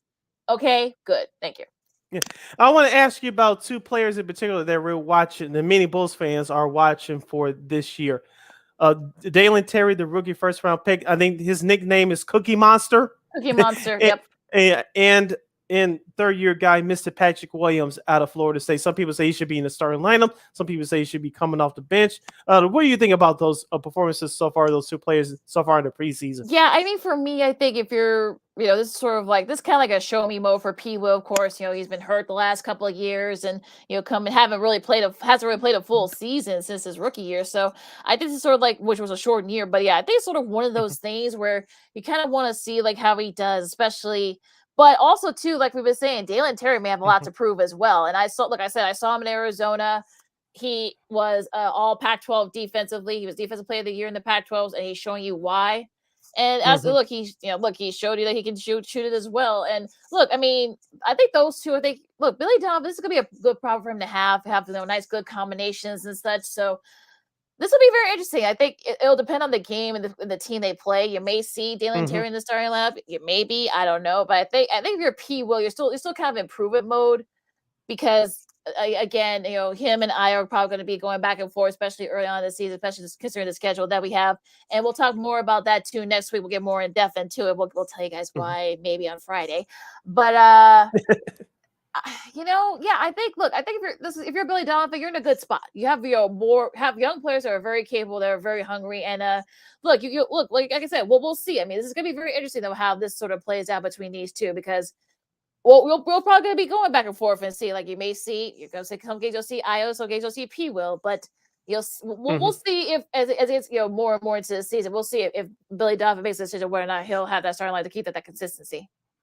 The Bulls will wrap up their preseason schedule tomorrow night against the Milwaukee Bucks at 7 o'clock. And, of course, next Wednesday, they'll open up the regular season at Miami against the Miami Heat. Lakeena, before we close up shop, I did watch a couple other preseason action from last night via this computer screen. The Lakers get by the Warriors 124-121. Draymond Green, after that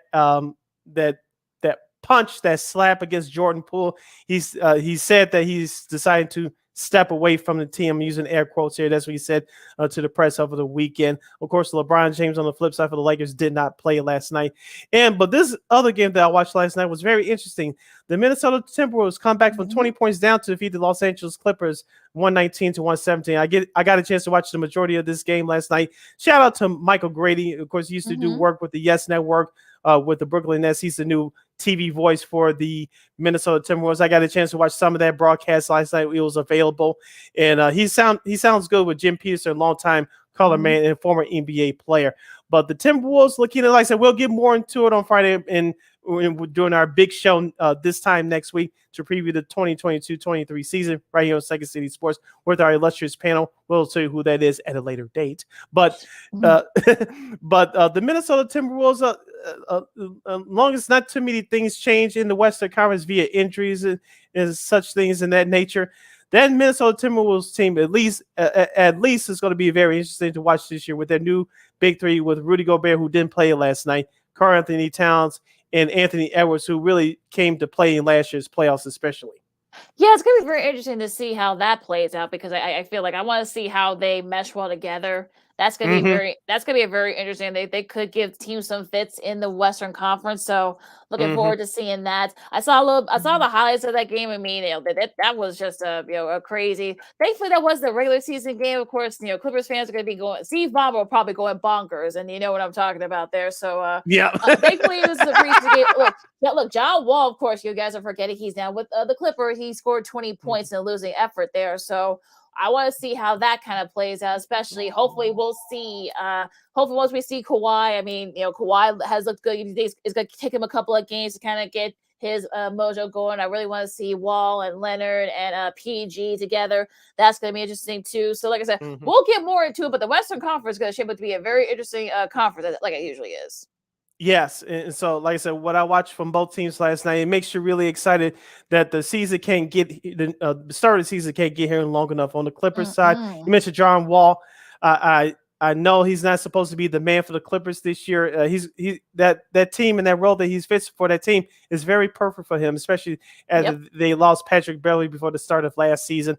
And of course, it all depends on if Kawhi and Paul George stay healthy. Both of them stay healthy. That could be a very dangerous team. Yeah, and I think that's going to be the key. I think, especially for the Clippers' health, and that was a problem last year. The guys, look, they were able to get into the play-in, but unfortunately, them not being there, I think, unfortunately, came back to bite them in the butt. So, yeah. So, like I said, hopefully now that everyone's back at full strength, like I said, I think Kawhi will be Kawhi. I would think by mid-November, once to get some games in him. It should be interesting. It's going to be very interesting, I feel like, no doubt. Yes, so the NBA will be very interesting, to say the least, for the upcoming 2022-23 season. You're listening to Second City Sports right here on SportsZone Chicago, the Money Edition. I'm Sid. That's Lakeena. Lakeena, are you ready for this week's edition of Old School TV Monday? I think I know what show you're talking about, so yes, I am. Let's do it. Okay, 1, 2, 1, 2, 3. It's showtime at the Apollo. It's showtime at the Apollo tonight. That's right. Did you guess that one, Lakeena? Oh, Don't lie. I got that. I had a couple of shows in mind, but that was one of my guesses. I'll say that. Okay. There was like 2 or 3 other shows in mind, but yeah, that was like my top. That was definitely my top 3 guesses. Okay, I'll give you a thumbs up and a point for that one. Showtime at the Apollo, formerly known as is Showtime at the Apollo and Apollo Live, is an American variety show that first aired in syndication from September 12th, 1987 to May 24th, 2008. In 2018, the series returned on Fox with Steve Harvey hosting, filmed at the legendary Apollo Theater in Harlem, New York. The show features live performances from both professional and upcoming artists, and also features the world-famous amateur night competition. In many cities such as New York and here in Chicago, it often aired after Saturday Night Live and during the late Saturday night / early Sunday morning hours. It was often paired with a similarly syndicated show, Soul Train. A live non-televised version of the show takes place every Wednesday, which is the original Apollo amateur night competition that has been running for over 70 years, with the tape version of the show for television being recorded in advance on other nights for the later airing. And some of the hosts throughout the hosts and guest stars throughout the years included Whoopi Goldberg, Ricky Gervais, who was a guest comedian a few times on the show. He hosted Amateur Night. Martin Lawrence, Sinbad, who was the host for a couple of years before Steve Harvey took over. Donna Summer, Mark Curry. Yes, before pre-hanging with Mr. Cooper, Mark Curry. Yep. Yes. So, of course, Steve Harvey, Monique, Christopher Kid Weed, after Kid and Play was out of style musically for a while. Anthony Anderson and Kiki Sheffer served as co-hosts from 1987 until 2002. Of course, from 89 to 91, Sinbad served as the comedian. Sinbad served as the permanent host. After he left the show, Steve Harvey took over in 1993, and then he left in 1999. And of course, Rudy Rush replaced Steve Harvey in 2000 and was joined by new comedic dancer C.P. Lacey, who replaced the original Howard Sandman Sims, who died the previous year. Of course, he was the guy that ran out there doing amateur night that the crowd didn't like. They booed. He ran him out the stage. Of course, people are younger than us talking about Beyonce's. Remember Beyonce's song "To the Left," pointing to the left. That came from Showtime at the Apollo, folks. That came from Showtime at the Apollo. So Beyonce did not originate that. So go back and learn your history. Of course, Fox brought the series back in March 1st, 2018. Lakeena, we talk about Black history, Black American history from time to time on this show.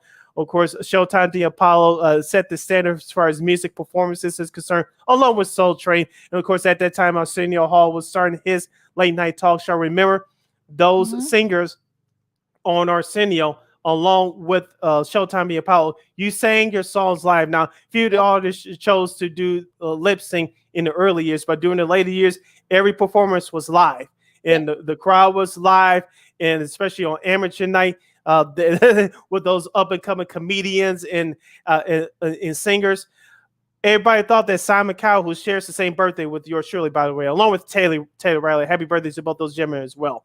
But people that think that, American Idol, Simon Cowell, he's mean. They revolutionized the harsh judging. Blah blah blah. No, all that came from Showtime the Apollo. Right, and think of Harlem, New York. Those members gave it to you where you didn't perform your best. They gave it to you to see if you could survive it. Most of the performers did, some of them didn't, but they were the real judges. You didn't have all these 4 or 5 kissy-assy poo judges like you do on American Idol. There was no need of that at Showtime the Apollo. The audience was the original judge. That let you know whether you had real talent or not, period. Yeah, it was sort of one of those things that kind of revolutionized that particular format and such. Yes. So basically anybody performed there, whether you were up and comer or whether you were, you were already established, you just perform and such. You got comedians, of course. If you guys remember, TLC performed at Showtime at the Apollo. Heavy D and the Boys performed. Yes. Kid and Teddy Play, Riley and Guy. Guy and Teddy Riley. Hammer. I mean, long before this was like I think he did it about the same time. Him and when he was at not only at the Apollo but also to Arsenio, because they were right in that same area. So and in Harlem, and then it was like a one borough over where Arsenio filmed his show, his original talk show. So it was definitely one of those types of shows where like the Gong Show, and so it was kind of like similar to that format. You saw all the people that host. I know Whoopi hosted for a little bit. Of course, Mark Curry, a pre-Hey Mr. Cooper, Mark Curry. Sinbad did it for a few years after he left a different world. Then Steve Harvey did it for the rest of the 90s and such. There were very different variations of it since then. Of course, Fox has kind of done it now. You can watch it on Fox every week. Of course, it's not live. I guess it's really like 4 or 5 months in advance. But even still, I mean, it was kind of like it was American Bandstand with a little bit of Soul Train, with a little bit of the Gong Show. So it was sort of like a fusion of all those shows kind of rolled into one. And that's what made it so special. And they've been doing it for years prior to, even before it went on television. Exactly. And of course, all the legendary Motown acts performed there. You had comedians perform there. I know Amy Schumer, before she started having kids, she performed there for an HBO special a few years ago. And of course, all your comedians, including your black comedians, as you mentioned, Steve Harvey, Cedric the Entertainer. I know locally, Leon Rogers, who does the mornings on GCI here in Chicago, he performed there too. a few. I believe Cheryl Underwood. Yeah, I believe Cheryl Underwood from the talk. I think performed there too. I remember Chicago's very own as well. Yep. Yeah, and here's what I wanted to bring up, and I said hashtag know your history from earlier before we came for this last break. That the Apollo Theater still is, of course, relevant in New York. Remember, you had the original Fox Theater in Detroit, just in the downtown Detroit. Of course, all those Motown acts are broke there as well. But us here in Chicago, we have a small connection to that TV show as well. Remember the Regal Theater. Especially the folks, our parents' age and older. I'm gonna give you guys some love. The original Regal Theater was on 47th and South Parkway, which is now King Drive. And of course, our generation remember the Regal Theater, which when it moved to 79th and Stony Island. So you kind of have your black ensemble theaters. There were historic landmarks. Of course, the Regal Theater is no longer there. I don't know what happened to Fox Theater Detroit. I think it's still there. Anybody wants to update on? It's still there. I think it's still there, but I think they're doing it for they're doing different things with it now. I think. Yeah, but that's what I got to think about. Just doing some research for this show. Now, we were teenagers and pre-teenagers during that height of that show, Lakeena. I wasn't allowed to stay up late. It was a few times that during my teenage years, I was able to stay up a little bit later. But all across the country, including here in Chicago, it aired after Saturday Night Live, especially here in Chicago at midnight on NBC5 Chicago. I wasn't able to stay up to watch the whole show, but the few times I was able to watch some of it, it was some of the best entertainment around. Yeah, just a quick update on the Fox Theater. It has closed, but I guess now it's in Atlanta, I think. So, I think they closed it a couple of years ago. I think during the pandemic, I think they moved all this stuff to Atlanta. But I mean, I was allowed to watch. I mean, everyone else was watching. So my mom said, "Hey, you might as well go ahead, just stay up with us and watch it." I remember seeing all those acts. New Edition performed there at the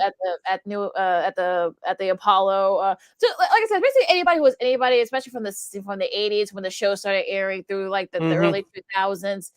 Came on 10:30. It came on after Saturday Night Live. At midnight. At midnight. So it was hard to watch for some of us younger kids, but as we got older, it wasn't as hard. But I mean, it was sort of great to see guys, and gals and such, comedians. Of course, it was so raw, and you couldn't swear. You couldn't swear. Yeah, you could not swear. Yep. Because if you did, they will boot you out. Boot you. So they will to the left. To the left. Yeah, they'll give you. They'll get you out. So anything offensive too. But you saw a whole lot of performers there and such. So some great acts. I know Color Me Bad, performed there for a little bit. I know Johnny Gill performed there when he went solo. So lots of great performers and such that performed, and also great comedians, like we said. I mean, I know Amy. Yeah, like I said, Amy Schumer performed there. They loved her, and she was shocked. She was shocked. Yeah. She was surprised. You ask her now, she was totally shocked that they really liked her. And I believe, didn't Jerry Seinfeld or Ray Romano? I think one of them performed there too, if I'm not mistaken. I think so. Yeah. One of them, or maybe both of them. I'm not sure, but this was years before they got their TV shows. But I know. I think Seinfeld did perform at the Apollo. I think I remember him talking about that some years back. But basically, if you wanted to kind of get your career going, or if you were already established, one of the first places you went to was the Apollo Theater to perform Showtime at the Apollo. Yeah, and you remember, and she came back to perform as a superstar a couple years later. But I think this clip is still going around on YouTube. A young teenager named Lauren Hill, when she appeared on there amateur night, she famously got booed. Came back a couple years later with Wyclef Jean in the Fugees, killed it. The revenge is success is the sweetest revenge, and she had a chance to do that, and she accomplished it. Yes, yeah, and I remember she talked about that too. Yeah, she said it was like really one of the worst, kind of like moments of her life. But then she, like I said, she came back a couple years later with the Fugees and such, with Wyclef, and it was just, it just. Yeah, just definitely kind of like like you said, I think she showed those folks. I remember her saying that too. So like I said, I mean, just so many great performances and great acts. I wish they would have something like that now. I know it's still around. I know they still do. I know Fox still does some of the specials occasionally. Yeah, I know TV One did the reruns when they first started many years ago, but I think they stopped it. But they did. I know you can catch some episodes online on YouTube. I actually watched one this morning, and this one when they were doing the guest host in this first season. The now late Gilbert Gottfried was the guest host. And guess who performed on that show? Terrence Trent D'Arby, Keith Sweat. When he first came out, I Want Her. And Rebe Jackson. No, she did not perform Centipede, but she performed Plaything. Yeah, I remember another that. underrated great song, by the way. yeah, I remember that. So like I said, anybody was anybody, whether you were up and comer or already established, you performed at the Apollo. That's one of the first things you did. And like I said, it was really cool to see. And like I said, know your history, folks, as Sid said, because some of that stuff came from the Apollo. I'll say that. Yes. So our old school TV Monday salute. We salute. It's showtime at the Apollo tonight. All right, Lakeena closes out. On that note, you can follow me at Keena McGee on the Twitter and at Keena_McGee on the IG. You can follow yours truly, Sydney Brown, on the Twitter and the IG at SidKid80. Once again, at SidKid80. That's SIDKID80. SIDKID80. Make sure you download that SportsZone Chicago app wherever you get your apps. Make sure you follow SportsZone Chicago, all social media platforms, Facebook, Twitter, Instagram, and YouTube. Make sure you download our podcast at War on Anchor. We are available on all podcast platforms, including the iHeartRadio app. Make sure you follow War Media at WARR Media on all social media platforms, Facebook, Twitter, Instagram, and YouTube. And thank you very much in advance for your support. Like, share, subscribe, and tell your friends. Yes, and also, too, don't forget, you can now catch SportsZone Chicago on Roku TV. That's right. You can catch SportsZone Chicago on Roku TV. So celebrate with the squad and get with the program. You know what to do by now. If you have a Roku TV, just tap on the sports folder and download SportsZone Chicago that way. If you don't have a Roku TV, you have a bunch of handheld devices laying around. So download the Roku TV app and access SportsZone Chicago through that avenue. So catch SportsZone Chicago on Roku TV 24 hours a day, 7 days a week, 365 days a year, live and on demand. You can catch out our show, the Smoke Fellas, What's Up, Cuz, of course, Sean and Maya. So you got plenty of shows to choose from, to pick from and such. So you also watch us too whenever you want on Roku TV. All right. Yes. All right. So we have a big show coming up on Friday. We're going to be recapping Washington and Chicago. Hopefully, it won't be as bad as last Thursday's game on Amazon. Also, too, of course, got some great matchups. Of course, with Week 6 in the NFL, Week 7 of college football. We're already halfway through that season. We'll have our picks and such. So, and of course, the divisional series will be good in full swing as well. We may have some series wrapping up. Wrap up by Friday. We'll see. So so enjoy the games, everybody. For Sid, I'm Lakeena. This is Miss Secretary Sports on SportsZone Chicago, and we'll see you Friday. Till then, holla!